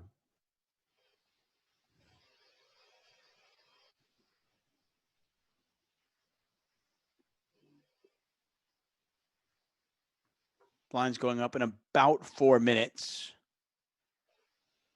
Once again, 255 players started this journey. We are down to our final 5. HSV Gandhi. I really feel like he should like at least put us on his Christmas card list, right, Nick? I mean, it's been pretty sweet for him or her. I remember they won the first hand we were live for, and just kept winning. Yeah, it felt like he or she won 5 of the first 7 hands we played. Yeah. Went from like a medium stack to the chip leader throughout the tournament. And then again, we didn't see him for a while. We picked up with him again. He had like 800,000 chips. It was one of the shorter stacks, and then just double, win a pot, and suddenly he's never looked back. And obviously we can see here 9.5 million chips. You do the math and you realize that Gandhi in commanding fashion right here. Jack James says, what's current top 5 prizes? First place is 20,450. Second place, 15,000. Third place, 11,300. Fourth place, 8,500. And our remaining 5 players are all guaranteed 5,800. Nick Wealthall, Chris Moorman here, calling the action for the XL Inferno Event 17.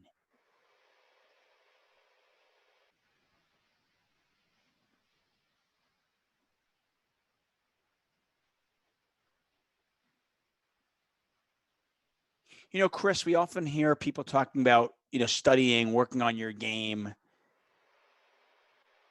And I think at this point, it's kind of well known. We know that if you aren't working on your game, and other people are, obviously, you're just getting worse. You almost have to work on your game and put the hours in to even just stay where you're at, status quo, so to speak. What do you do? Like, how do you work on your game? I like, say, if I've been playing a session, I'll mark hands. I wasn't sure what to do, or had question marks about different lines I could have taken, and discuss those with sort of friends who I respect their games, and then also just watching videos, running stuff through computer simulations like Pure Solver, stuff like that. Just even like watching people on Twitch, sometimes someone you respect, just watching them grind and seeing if they think about different spots differently. Or just a bit of everything kind of thing adds up. And just trying to keep it fresh, just so you're not like just doing the same thing and becomes a bit boring and routine. So just try and keep it fresh and work on different spots. And that's it, right? 2 takeaways. First of all, Shaluka's just moved all in for 3 big blinds and got through. I was going to say, shout out for getting that through. It's incredible. I mean, if somebody shoves blinds. 3 big blinds, how do you fold if you're in the big blind? It's tough to. It's been an amazing power folding performance from Chalukas. Like, he's literally folded the entire final table, I think, more or less. And just waiting to get that bluff through. That was mind-boggling. I cannot believe Pops and Poker folded that hand. I'm curious. I mean, I imagine he had the bottom 3% of his range. I mean, I don't know. You're just getting too good a price. I would imagine you have to call with any 2 cards, right? Yeah, pretty much. Yeah.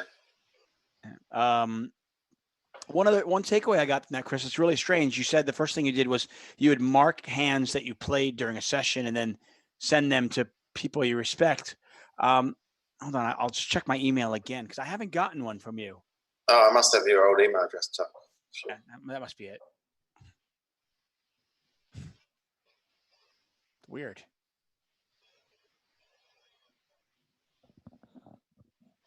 Maybe he didn't see the hand where you got the player to fold jacks. Did you see that hand? Let's talk about that hand again.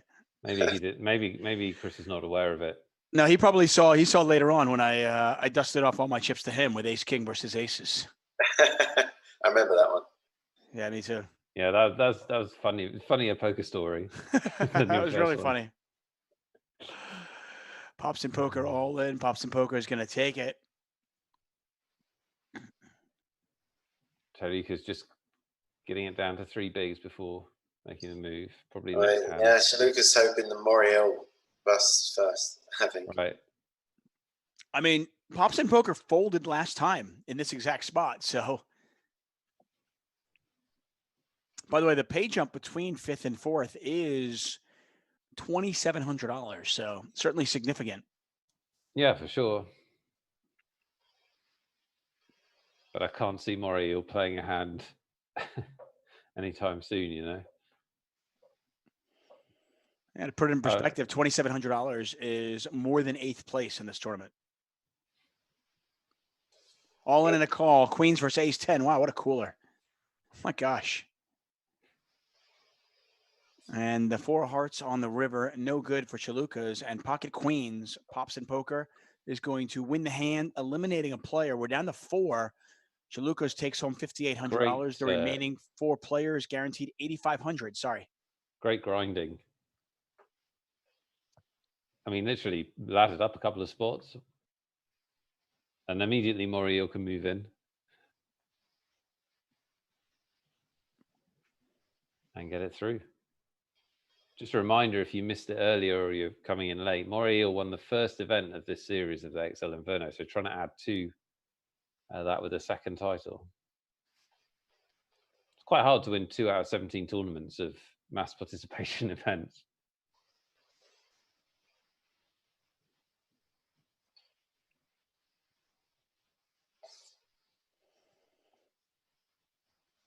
Chris, you've obviously gone on runs like that. It's kind of funny in the sense that running hot makes no sense. You know, the cards don't remember. But there certainly seems to be something to it. Like we've seen players go on hot streaks. I'm sure obviously you've gone on in your career as well. It's just a matter of having confidence and trusting yourself. Yeah, that definitely helps. Like you're willing to go with your marginal reads a bit more and think outside the box a little bit more than normal. Whereas when you're in when you're going through a tough period on a downswing, you're going to sort of be way more in line, play a lot more standard, be a bit more predictable to play against. Whereas if you're feeling really confident on top of your game, then you're gonna go for it. And if it goes wrong, you're not gonna care really because you've been winning. Doesn't matter one tournament, you just move on to the next one, no big deal. But if you're on a bad run where you really need this money, you're gonna be sweating it hard and sort of scared to make a big move, or like some guy will be playing aggressive against you and re-raise you, and you'll be sure he's full of it, but you're just gonna you'll be looking down at your queen jack offsuit and just be like, well, I don't have a good hand, I have to fold, kind of thing. Whereas if you're on top of your game, you might put in another re-raise and just be like, I'm not having this, kind of thing. So it's definitely, there's something to it in the sense of like you're more willing to trust your reads, and your reads tend to be more on point as well when you're on a good run. Razvan says, Chris, do you think we can learn more strategy from playing live poker or online poker? Definitely online, I think, because you're playing way more hands. You play so many more hands in such a short space of time, especially if you're playing multiple tables at once as well. So as long as you sorry here, ace queen versus threes.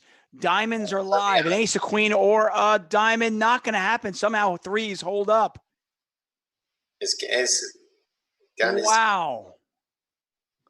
What a gift for Moray Eel. Moray Eel, by the way, saying, yeah.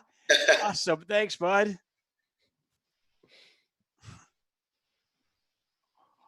Ace, queen versus threes. Gandhi at 12 million chips. We're three-handed here. Sorry to interrupt you there. I didn't want to. Yeah, no worries. I didn't want to miss that hand. The thing that makes it easier, I remember when I first started playing live poker, I would. Shout out to you, Moray. Thanks, man. Thanks, buddy. I remember when I first started playing live poker, I was playing Limit, and I had like a little black book, and I would write down all the interesting hands that I'd play. And I was keeping, this is way back when, but I was keeping stats of like how often I would win when I played pocket pairs from early position, how much money I was losing with the certain hands. And then fast forward, like online poker, and I'm like, man, I could have just, I could just data crunch all that so much easier online. Database, that's so much easier to do it via that than having to write all down yourself. I didn't even think of simple things like that. Kind of goes to what Doyle Brunson was saying the other day when he was talking about how he's like, back in the day, I would just take a deck of cards and I would run ace queen versus nines 2,000 times to see what it would be. Yeah, that's crazy to think of that. Huh? It's like now we just know what the percentage is, and like back then you kind of you got to work it all out. It's just it's the same game, but it's a completely different game. Moreo pretty much committing himself to this pot. He put 600,000 of his 908 in the pot. Does not get called. Jack James has a question for you, Chris. What got you into poker, and at what stage did you think, okay, I'm good at this? Yeah, I was at university at the time. I feel like this is going to be a fold. I was at university at the time, and I was playing a lot of pool, actually. Like we were in the national pool championships, and we were coming back from like a 5-hour coach journey. And one of my friends saw in the university paper about this online tournament, like basically a big free roll, and the winner of the tournament would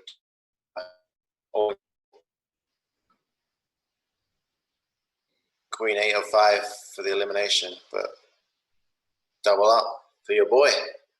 A double up there for Moray Eel, up to 2.9 million. Wrong time. Wait, Rocket Ace is just sitting out. This is a nightmare. Yeah.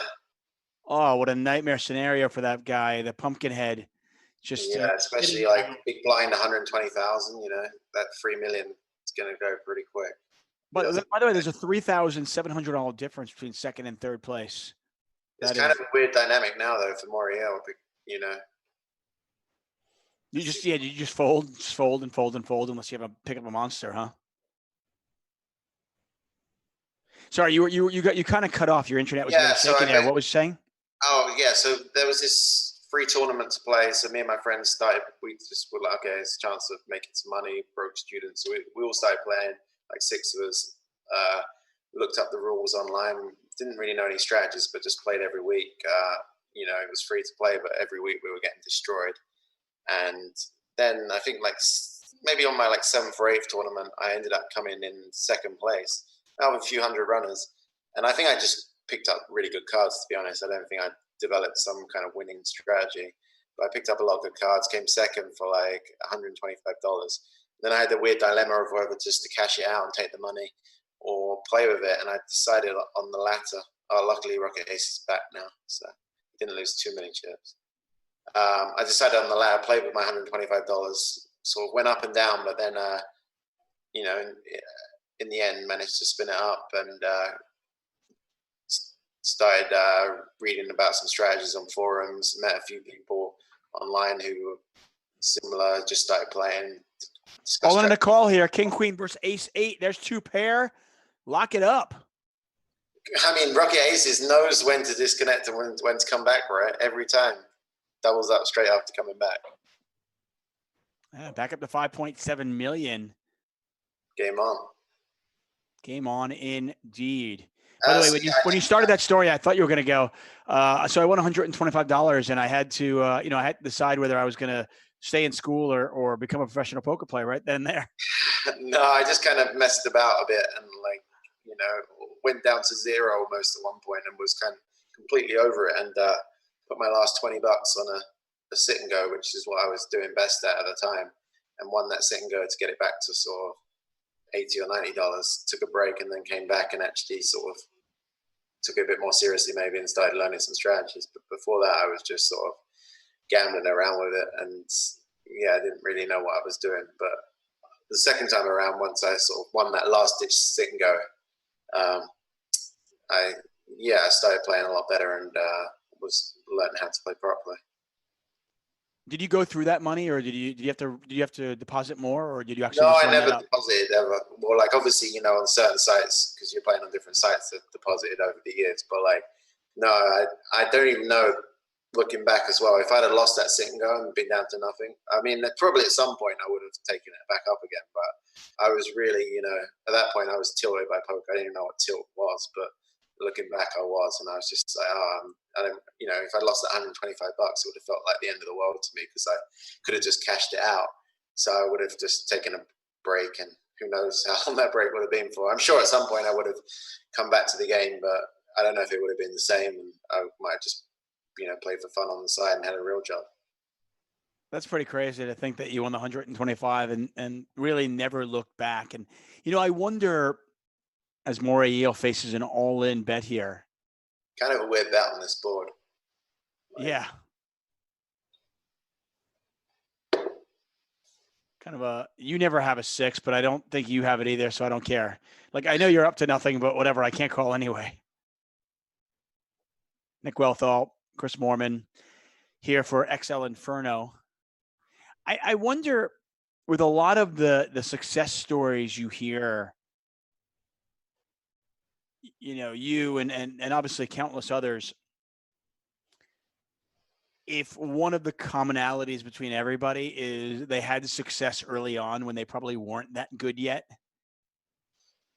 Most of them, yeah. Or most people, yeah. Because, I know lots of good players who are like smart people who, didn't run good at the start of poker and probably could have played poker for a living, but, who likes losing at something? So they started off losing and kind of gave up and didn't get back to it kind of thing. So it can definitely, it's the luck of the draw, like it's all about timing and whether you start off good or bad. It's kind of crazy to think like life would be so different.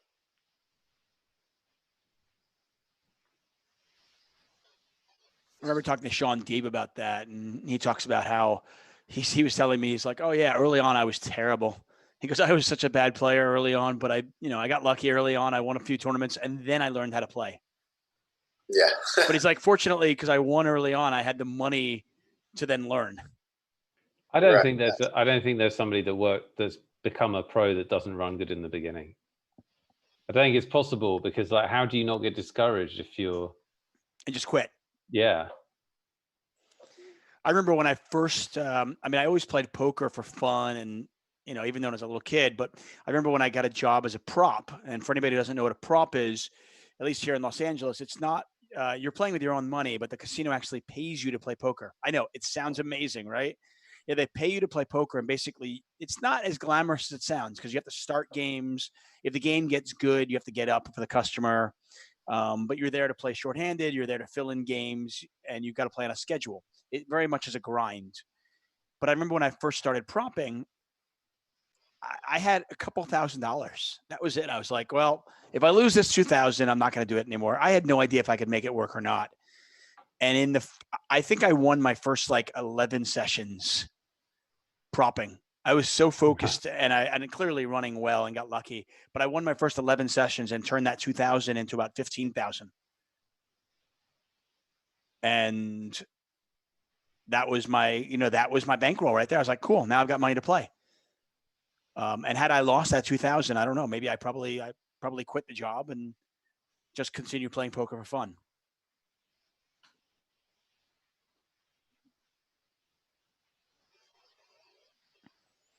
We continue here. Moray Eel now down to 1.6 million.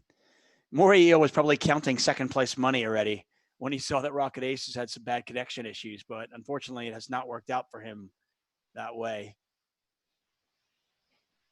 I'm interested in this question from Jack James. Thanks, Jack. Who did you look up to in poker? He says for all of you. Huh? Who do you look up to? Who did you look up to in poker? Oh, when I first started playing? In terms of people I actually met, I really looked up to some of the older players in the UK. So I played some of the GUKPTs locally, and when I met them, it was kind of cool. Just people like Praz Banzi. I really enjoyed his style of play. He played cash games, higher stakes than me at the time on, I think it was the old Victor Chandler poker. So I used to watching him play, and then I met him in real life. He's a really nice guy and hung out with him and stuff like that. And then there's, other people you sort of look up to people. Devilfish? World Poker Tour episodes, stuff like that. And you look up to sort of some of the legends of the game. Did you look up to Devilfish? Yeah, Devilfish. Yeah, some of his behaviour is a bit nonsense, but I met him a few times on nights out and stuff. It he was a wild guy. But I assume in the beginning, though, when you first started to play, you had no idea about his behavior. He was just he was just this mythical, like, wow, bigger than life character, you know, who played poker on the WPT. All the characters as well, you know. Barney Boatman. Yeah, you feed into one of my I would say one of the highlights of my poker career as a commentator was when Barney Boatman won his first World Series of Poker bracelet. It was. Yeah, I was actually on the rail for that one as well. Like Barney's, you know. You and every British player there was. It was amazing. That shows, you know, how highly thought of. It's like how many people came to rail. You know, other people busted their tournaments, normally go home, but he's, you know, such a legend of UK poker. Yeah, really, it was amazing. And by the way, after he won the bracelet, the entire rail, obviously drinking, having a good time, I don't know, maybe 100 deep of you know, British men and women cheering him on, and he wins, and then they're walking in and around and through the hallways of the Rio, just chanting his name, coming up with basically an impromptu football style chant for Barney. And it was just fantastic. It was really great to see. It was great to see the new generation kind of respecting the old guard. And I love that about that.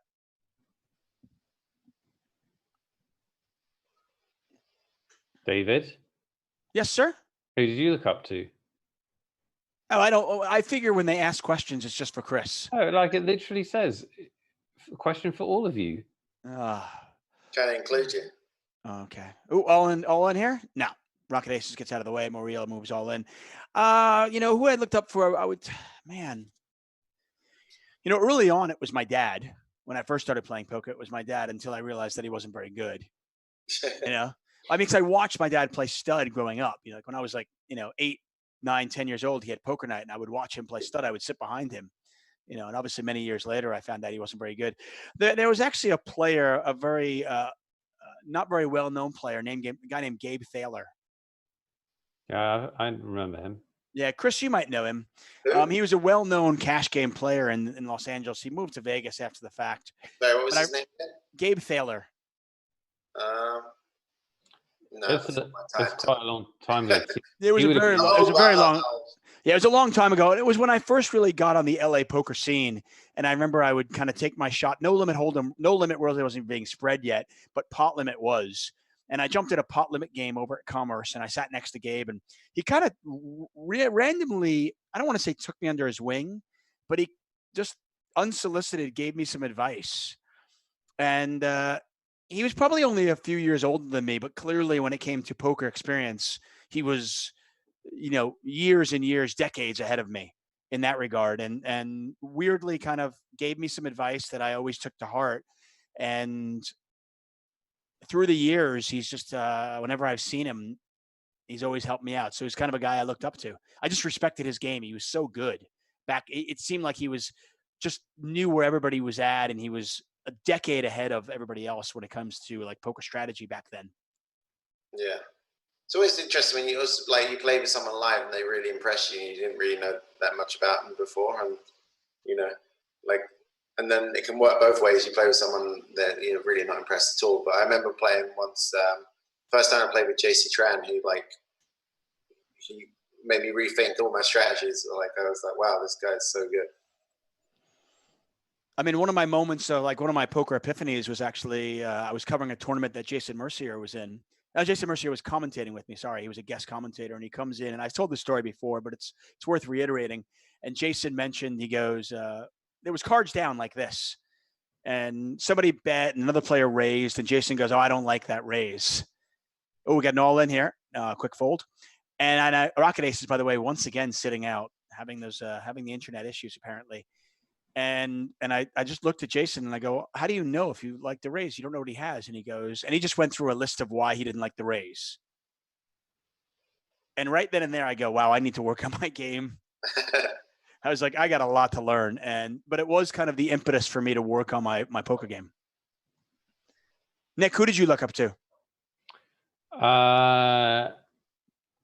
Brian Townsend, I think. I mean, I became friendly with him, and he taught me Omaha, and I think he was one of the best.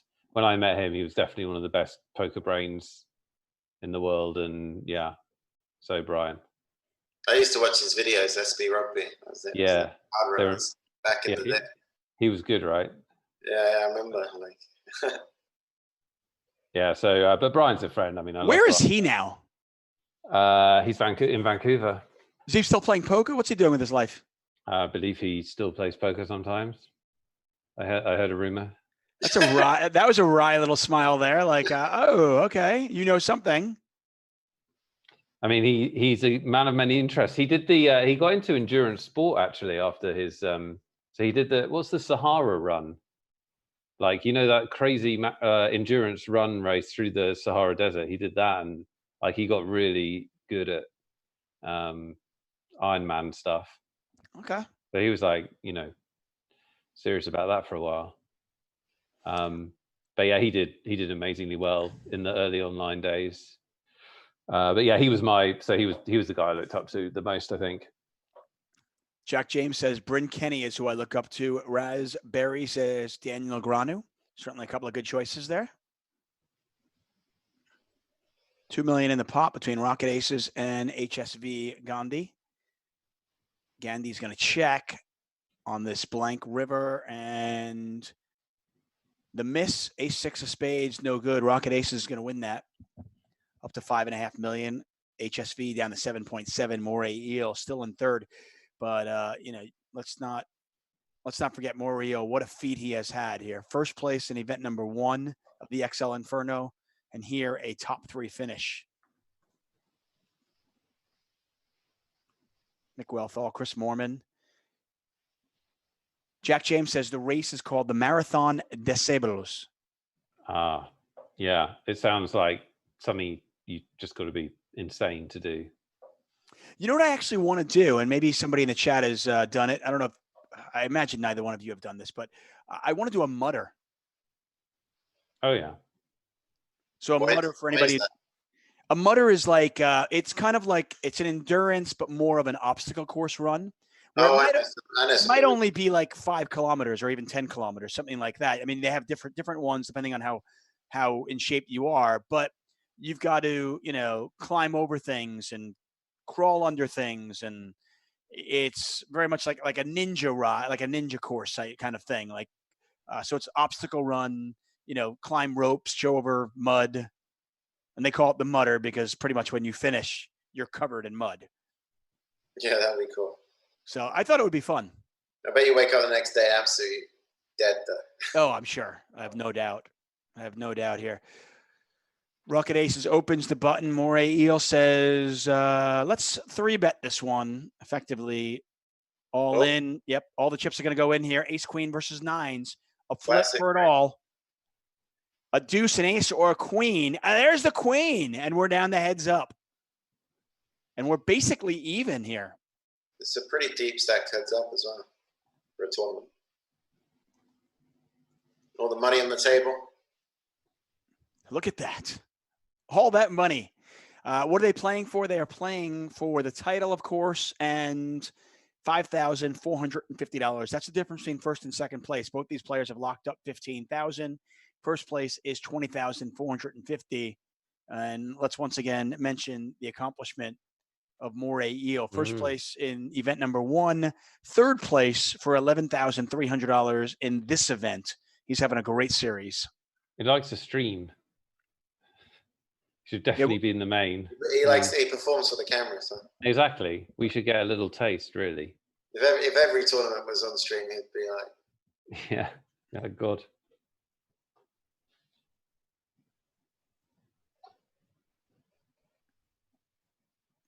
Jack James says, I run around my kids daily. That feels like a mutter. I hear you, Jack. I hear you loud and clear.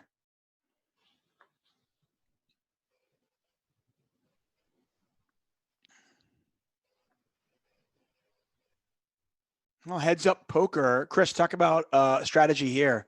I mean, the players are relatively deep for heads up poker. Yeah, they're like over 50 big blinds, 50 big blinds effective. So could be some interesting hands. Obviously, heads up, you've got to widen your range and just, you know, play close to any 2 cards. So you definitely, especially if you're not as experienced, you're in a lot of spots that you're not used to. So you'll see lot of unpredictable play, most likely. Already we've seen all in.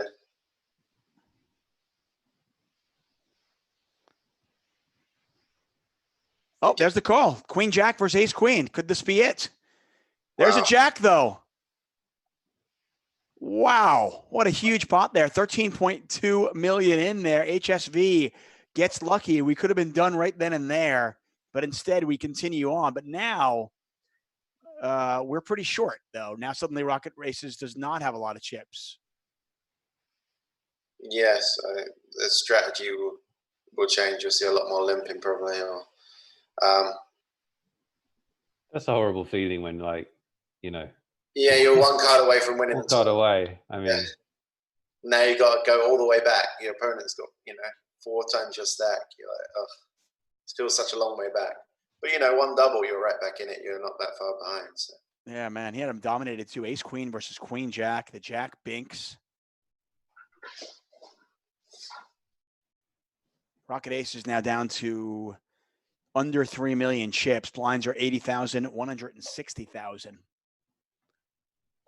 I mean, HSV said sorry in chat. He's not really sorry though, is he? Come on. Yeah. Real tears over here. Hey, do you guys have a pet peeve? Is there something that happens at the table occasionally that just drives you insane? That maybe shouldn't.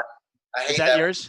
When someone says sorry when they suck out on you, because like if you're any kind of a poker player, you're not sorry, are you? Like you wouldn't have made that move or whatever. Like you're just not sorry, so don't pretend to be. Or when someone says good luck when they're all good luck, yeah. Yeah, it's like I will never like. I sometimes have like a friend wish me good luck when they're in an all in against me. I'm like, what the hell are you doing? Agree.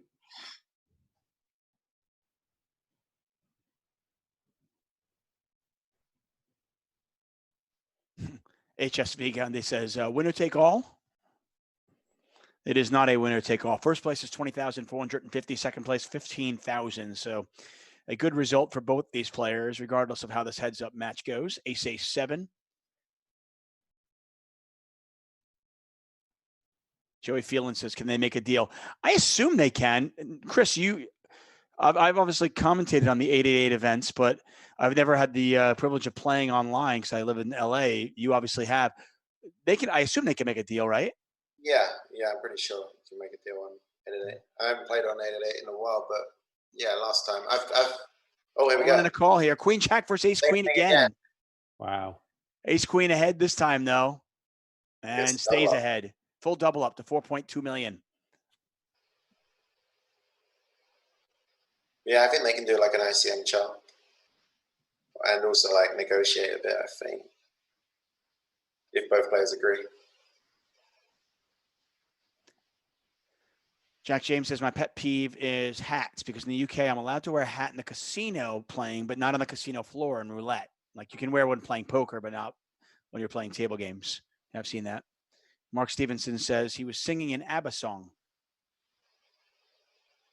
Are they still allowing hats at the casino where the man had the hat on recently? Oh, possible. Yeah. I don't know. It's kind of funny. Chris, I know Christopher Vogelsang, the German player, takes a lot of heat for the stuff he wears. And I've always thought it was kind of ridiculous. But going forward, I feel like maybe that's the way we're all going to end up looking playing live poker now. Yeah. He was ahead of his time. Yeah. All in here from Gandhi. Rocket Aces not going to make the call. I do hope Rocket Aces does not lose his connection right now. That would be unfortunate. That would be real bad. Maybe HSV Gandhi would be like, have some moral code and wait for him. You couldn't even get through the sentence. What do you do there though, Chris? I actually saw that recently. So I saw that on Twitter. Somebody had said that, they sat out while the other person had some internet issues and they waited for him.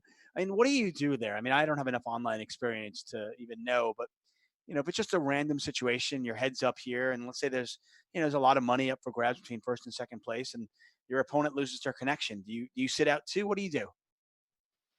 I think it depends if you know them, if they're a reg, if you feel like they would do the same for you. I think that like is what it comes down to, because obviously it's like everyone's responsibility. Like they could have a better backup, you know. It's part of it is their own fault. So, you know, and also if you don't know them, you got to assume that they would, you know, they race as fast as they could to blind you out. So it's very hard to want to sort of sit out for someone you don't know at all. But, you know, if you know their reg and they would wait for you, or then I don't mind giving some time. Right. So it is definitely a tough situation. It kind of is. Right. You don't want to win that way, but at the same time, it's like, well, I mean, is it kind of a negative free roll? You're like, well, cool. If I lost my connection, he would do it. So am I supposed to do the same thing here? Rocket Ace is all in. Gandhi does not make the call.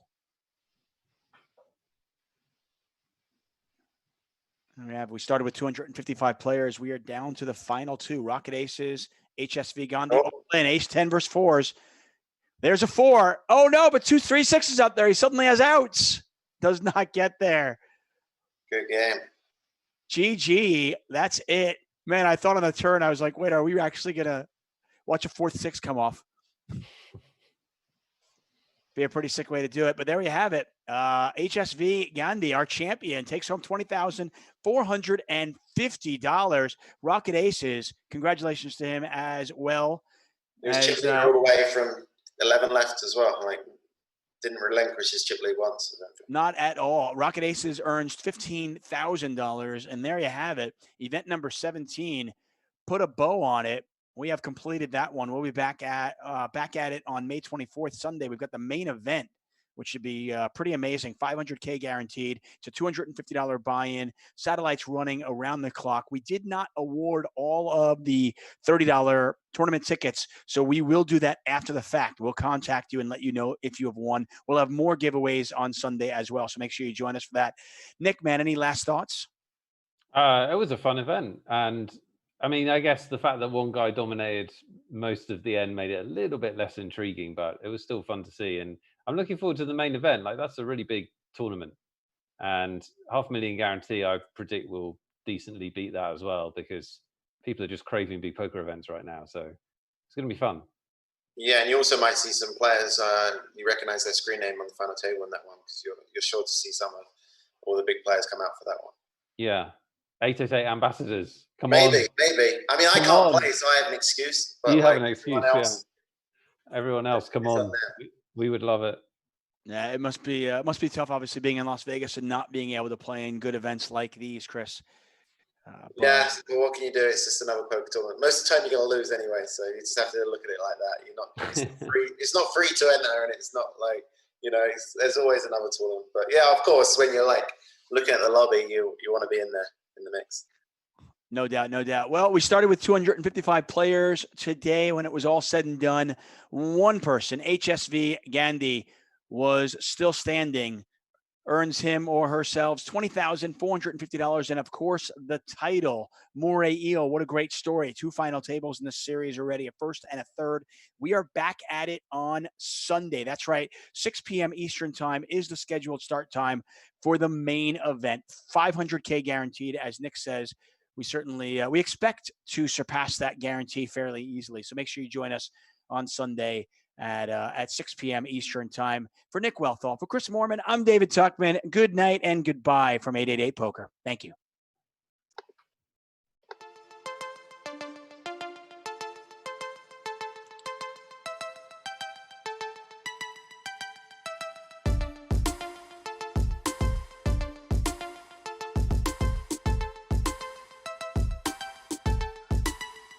You good? Great work, guys. Great work. Hey, Chris, man.